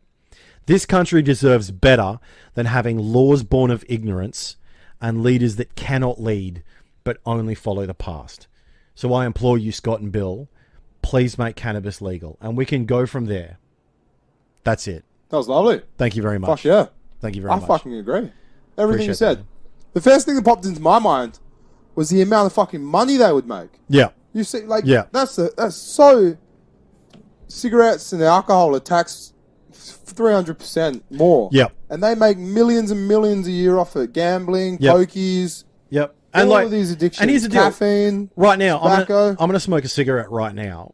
That's a drug, mate. Right. And the government is allowing me to do that, which I think they should, right? People have died from tobacco. Exactly. People die from weed. 500,000 people in the US die from tobacco every year. There is not a single recorded death from marijuana consumption in history. Yep. Now there are certain times where you'll get someone that drives high or does some shit high that they shouldn't. Yeah, cause of Just don't fucking drive high. Yeah. Don't drive drunk. Don't drive high, and don't text on your phone. You stupid cunts. Anyway, Yeah. that's my deal, man. Yeah, no, I completely agree. And the money's the thing that just, if you want to argue the medical reasons, you want to argue everything, it's all right. But the amount of money the government would make from it is just, it's beyond me. Like, tax that shit. Fuck, you know how cheap it is to grow? Yeah, and then fucking tax it. I don't care if I still pay the same price as I do now. Yep. And then I'll tell you what happens, right, is that Scott Morrison can go to the next election, or Bill Shorten can go to the next election, and they can say, hey, Thanks, TAF. no. Oi, motherfuckers, we're going to legalize weed, and we're going to tax the shit out of it so those stoners have to pay their price, and then we're going to give a tax cut to the middle class. Fucking win! It's Just put the money back in. Yeah. Take the money off us. Put You it can't back into lose. the You nurses, can't the lose. schools, education. or pay off the Australian national debt. How about that, Scott? You liberal. Oh, fuck. All right. Now, what's next, man? We got some story time going on. All right, give me a story. I've me just a spoken story. for a long time. So I got a story. Let's go nuts. Let's go nuts. Yeah. I was I had a bachelor's party the other day. So there was only 10 of us, 10 blokes. You know, we're all mid-20s, early 30s, having a few beers, whatever. So we're heading into the city from the pub. We get on the train. The 10 boys, we're all a bit loud. We're sitting on the train. We're taking up 2 rows of seats, whatever. We're sitting between some people stuck in the middle, whatever. We're having a joke. At the time, we're all having a joke about who's getting married next, you know? Like, oh, this guy's getting married next. Oh, this guy's getting married next. You know, we're choosing who gets married next. And some woman, to me, I'm sitting there. She gets up out of her seat. She would have been 10, 15 metres away. She just barges on over. And she's, do you see anyone else on the train? You're so loud. And so, just fucking to me and my 10 friends, just staring straight at me. So I just stood up right in front of her and said, yeah, I'm blind. Are there people around? just I don't think you can do that, man. Oh, where are they? Where are they, mate? And she's just like, you're so inconsiderate. And I'm like, how inconsiderate of you. You're interrupting my conversation I'm having with a friend. I just threw everything back in her face. Like, she was just so entitled because she got on that train. Yeah. We all had to do what she wanted to do. How old was she? I don't know, about 45, 50. We weren't even that loud. We weren't even drunk by then. We're actually pretty chill. Like, And I know the guys it's a that you. bachelor's party. I know, Yeah. I know the guys that you went out with. They're all fucking decent blokes. I'm the most disrespectful one of the lot. You are. Sturry is definitely the cuntiest cunt out of that crew. They're lovely blokes. Yeah, And they all, are. They're They all really very nice. are. And they all start Yeah. going, okay, yeah, maybe we should quiet down. Oh, fuck off. Yeah. Turn around, I said to this, like, fuck off, jump off, next stop, get on another carriage. I'll hold the doors open for you. Yeah. And Yeah. she just gets all upset and everything. And so then the bachelor turns around and he goes, sorry, well, I'm getting married on thing. And then all these other strangers are piping up, yeah, it's his bachelor, let him go, let him go. I fucking love Australia. Yeah. It's his back tonight, mate. Let him go, all these other people. It was just funny. That's I just awesome. felt like, it just pissed me off because she was like, because she got on the train, we all had to just shut up and do our thing because I know she couldn't be bothered listening. Drive a fucking car if that's the case. Here's a question though. How good do you think her day was? I don't care. Yeah, but still, man, like she may have just gotten the news that one of her children has got cancer. You never know.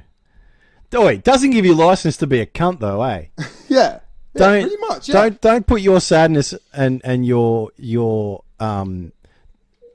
depression on me unless I ask for it. It was just pretty funny. Yeah, I like that. I love throwing Oi, stuff back in people's faces. I when like they that get you did angry at me that. for it. You're standing up for Australia, mate. It's not even that. It's just it gives me a good sense when you throw it back. You know, like if someone tells, I'm at the pub the other day and this chick, oh, you're so loud, and it's like, well, fucking good job I don't work in the library then.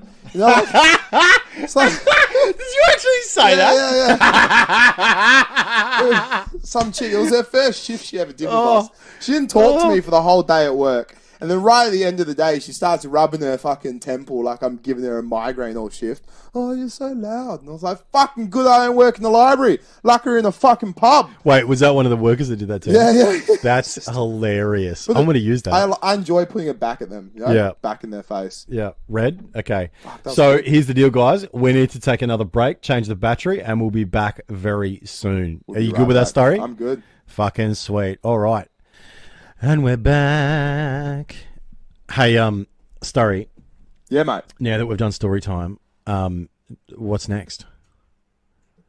What made me angry, mate? This was up. I was too lazy to turn my head like 17 degrees. I already knew what was there, but I still turned my head to read it. You did too. All right. What made you angry this week, Jonesy? So, I talked last week about chicks leaving their fake tan in my bed. Fuck off with that. Here's another thing that makes me angry. Guys who insist on going Dutch on the first date and then every date after that. Hey, here's the deal, men. Simplify it. Here's the deal, boys. Fucking pay. Just fucking pay for a meal. It ain't that hard. First of all, she's done you a favour by giving you her time. Women's time is important. They have women shit to do. Shit that we don't understand. Stop shaking your head, producer.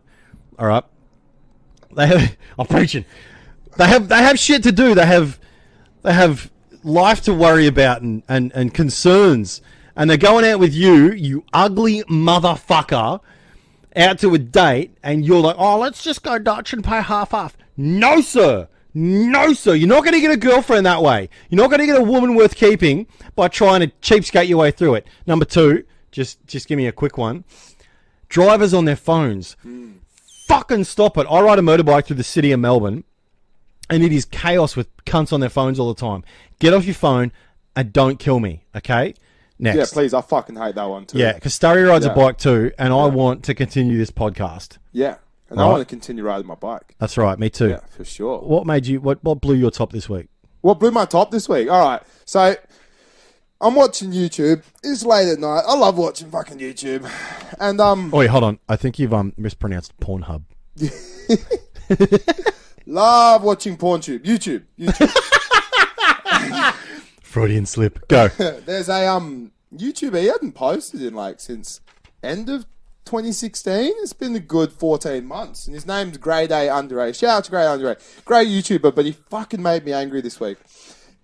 He does little cartoon skits where he goes on angry rants, kind of like what we're about to do, or what we're doing right now. Yeah. And he fucking gets angry, and he did one on sports.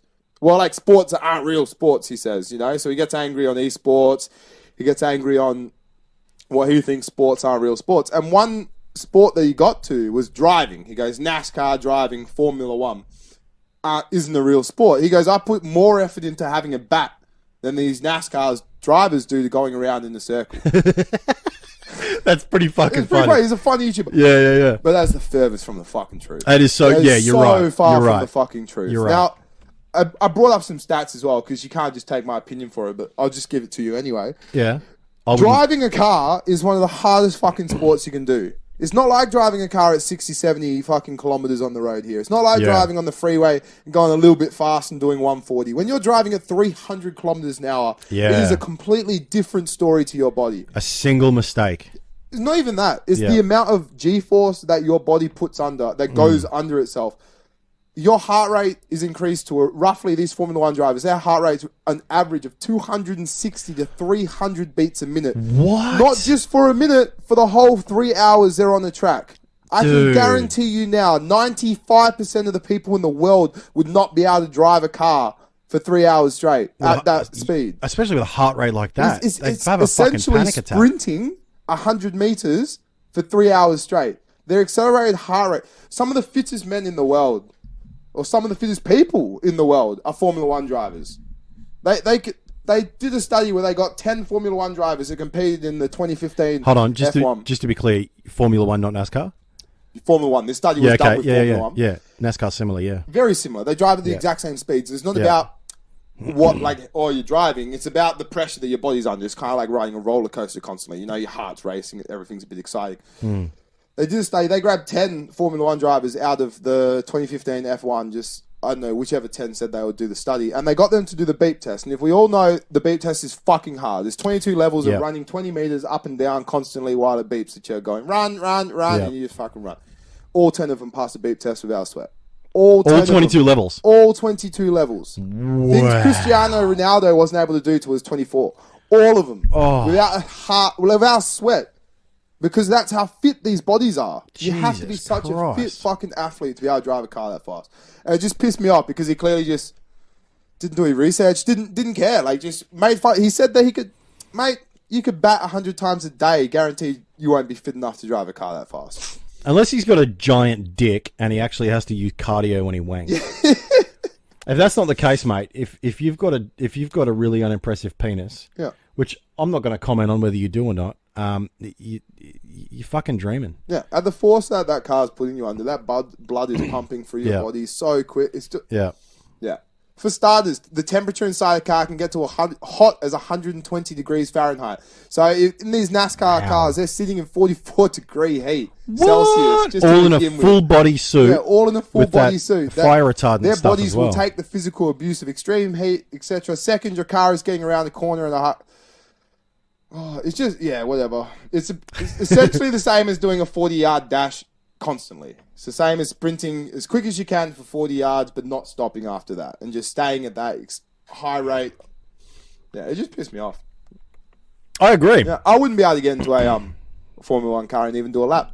I wouldn't be able to get. Most humans wouldn't be able to get it up to speed. Yeah, definitely. Just based off the way the body puts you under pressure. It's like being an astronaut. Yeah, you can't just be fat and lazy to get into space. They put your body goes under. Yeah, Sam. It's hidden Sam, forces. do you know what I'm glad about? Makes me angry. I'm glad that you just fat shamed right there.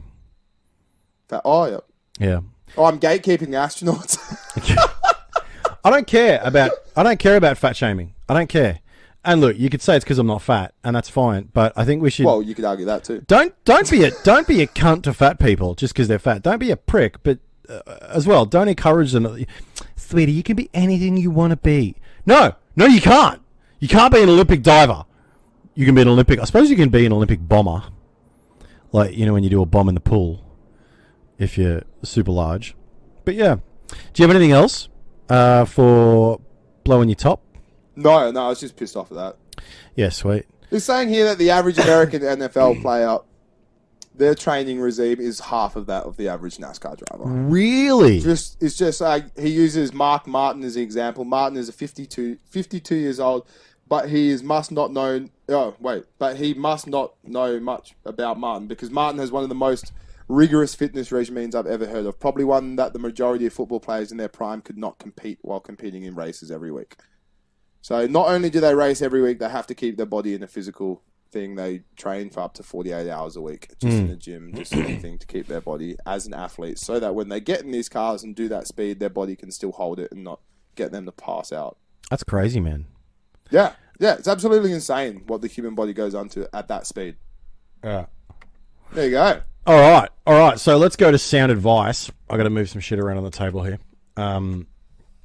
Now, this week, my sound advice is lesson 2, make a decision.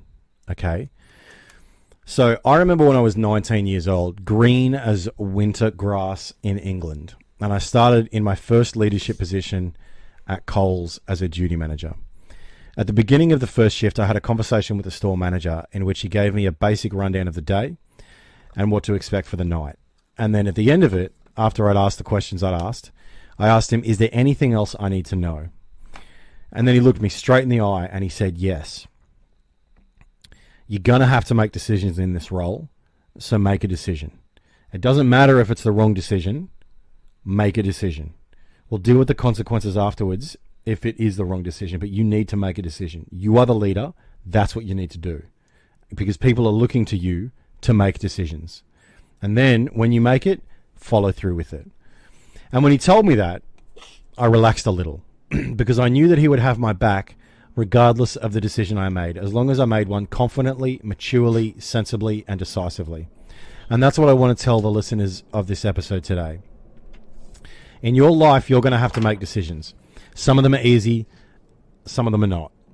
And some of them are the most difficult decisions anyone has ever had to make. You will eventually encounter those decisions in your life. And you will need to be prepared and practiced at making decisions after thinking about it, after using your emotions about it.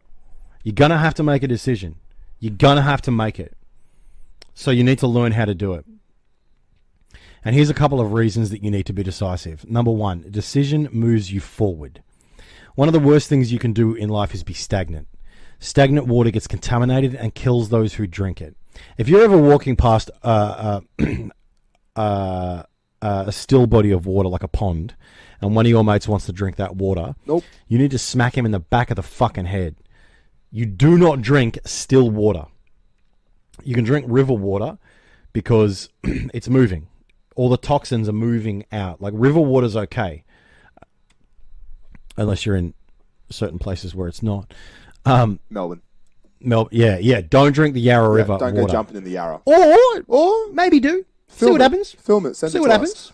Don't say that I said you should. Now, stagnant people are no different. They rot away physically, mentally, literally, and metaphorically. When you meet them, they are lost. And when you eventually leave them, they are in exactly the same place, nowhere. If you have a decision to make whether to buy a car or not, take a job or not, date a person or not, you need to think about it, research it, mull it over using your intellect and your emotions to inform your decision. But once that's done, make a call and stick with it. And this is especially true for young men. And I say that only because I've learnt the hard way not to tell women what to do. It just doesn't work. Just give your But opinion. men, fucking listen up. You need to make a decision. Because if you don't, you will stay where you are while everyone and everything moves forward around you, essentially meaning that you are moving backwards. In Alice in Wonderland, the Queen of Hearts says to Alice, "My dear, here we have to run as fast as we can, just to stay in place. And if you wish to go anywhere, you must run twice as fast as that." This for me is a great summary of life, that you have to run twice as fast. You have to run as fast as you can just to keep up with life, and run even faster to move forward past the average. Decisions are what get you there, to your goal, and then to the next one, and then the next. Now you might say, but Jonesy, what if I confidently make the wrong decision and end up in a worse place than where I started? Now that's certainly a possibility, but I would rather be in a worse place because of something I did rather than something I didn't do, because then I can learn and make a different choice. And you also have to think about this. If you develop the practice of making decisions and sticking by them, when you make the wrong decision, which you eventually will, everyone does, you'll be better at changing course and getting to the right decision as soon as you've identified that you've made the wrong one. Whereas if you stay in place and do nothing, not wanting to offend, not wanting to take a risk, not wanting to make a mistake, then when you eventually do make a wrong decision, which you will, because we all do, you'll be stuck again in front of the decision to correct course, doing nothing again, because you're afraid to move again. So make a decision, because number one, decision moves you forward. Number two, people find decisiveness attractive. Whether it's in a romantic relationship or a business relationship or among friends, people are always looking for leaders. Here's what I mean. Got a question for you, Starry. Yeah, mate. Have you ever been in a mate's house or pre-drinks before going out and someone asks, "Hey guys," it's usually a girl, "Hey guys, where should we go? Like the bar or the pub or straight to the nightclub?" Have you ever had that? Yeah, 100%. Right? And then everyone looks around for 10 minutes thinking about the answer they want to give. Until someone says it. But they're not saying it because someone might disagree with them, right? Or you're playing Fortnite or PUBG or another FPS, MMO. Apex Legends. And someone asks where the next target is, what the next mission should be, or what the next strategy should be, right? And nobody wants to make the call again because they're afraid of disagreement or of leading the crew into a complete failure of a mission. But nobody feels the same way when they're playing single-player campaign. They just go forward into failure until they succeed. And nobody does the same thing when the night is planned out. It's when the decisions need to be made and leadership needs to appear that people's lack of decisiveness comes out, waiting for someone else to direct their night or direct their lives. People want to be led. I want to be led. You want to be led. Everyone wants to be led, but we need correct leadership, mature leadership, right leadership. And even in your own life, you need to be able to be a leader of both people and yourself. And you need to be okay, and that's very important. You need to be a leader to yourself. And you need to be okay with the fact that you're going to make mistakes and sometimes you're going to make the wrong decision. But the wrong decision, in my opinion at least, maybe not yours, that's okay. The wrong decision is better than no decision. So make a decision. And number three, and the last one, is learning and self-confidence. The last thing I'll say on this is that when you make a decision, you'll make mistakes. Then you'll correct them. Then after a while, you'll learn which decisions are the right ones. But more importantly, you'll develop self-confidence. You'll begin to trust yourself. Not self-esteem given to you by your sweet little teachers and your really sweet mum because she really loves you and she thinks you're the best. None of that bullshit, because that shit doesn't matter in the real world.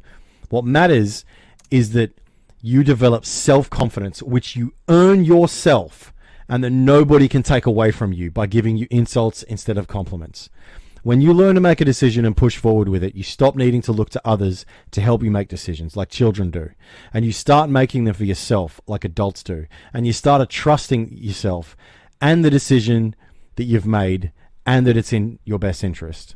So, Starry, that is it for this week's... I'm going to keep going on that a little bit. Yeah. Yeah, people are drawn to leaders, like you said. Absolutely. Yeah, people are attracted, they're drawn to leaders. Yep. Like if you stand up, if you're that person out of that group that decides, let's all go to the pub first. We'll go to the pub for an hour, then we'll head down to the club for at 10 or whatever. Yep. That person for the rest of the night will be the next time they have a question. The next time they want to go, where should we go next? They're just going to ask you. And people are drawn towards leaders. And just on that, when you take the responsibility for making decisions onto yourself, when you say, all right, guys, let's go to the pub, yeah? And then we'll go to the nightclub afterwards. We're going to the pub. Then when you're at the pub, people will come up to you, not because you've been nominated democratically necessarily, although that can happen, but because you said, hey, fuck indecision, fuck stagnancy, fuck just staying where we are, let's fucking go to the pub. People see that when you take that responsibility and you own the night, you own the consequences for everyone around you. And then you say, let's go to the pub. They don't like the pub. All right, I fucked up. You fucking own it. And then you go to the nightclub. You do something else. 2 steps forward, 1 step back. That's you can right. always take a step back. You can always go, all right, that was wrong. Let's take a step back. Yep. But always put yourself 2 steps forward. Yep, exactly. Always take that time. And then, as I said before, when you make a decision and it's the wrong decision, you'll get better at catching that and then making the right History decision. repeats itself. Yeah. You won't make the wrong decision twice, but if you don't make a decision at all, you're bound to make that wrong decision eventually. Yep, exactly. So you might as well make that wrong decision straight away. Exactly. I love it. That's perfect, Jonesy. Thanks, man. I appreciate that. That's good advice. Now, here's the deal, guys. Got a bit to recap. Yep. So, Twitter, @FuckActual, Facebook, the actual fuck, YouTube, TAF highlights, the actual fuck highlights, the actual fuck with an asterisk instead of a U. Yep. You just search TAF. Yep. The actual F***CK. Twitter poll. Yeah. Oh yeah. Check our Twitter @FuckActual. We're going to do a Twitter poll. This outro is going horribly, but that's okay because we'll just rehearse it more. Yeah. Hey, no rehearse needed. Honestly, guys, hit us up on Twitter, hit us up on Facebook. We really want to know your comments, and we really want to know about what you think about what I've said and what Sam said. If you disagree with anything, we want to hear about it because we both know that we can learn.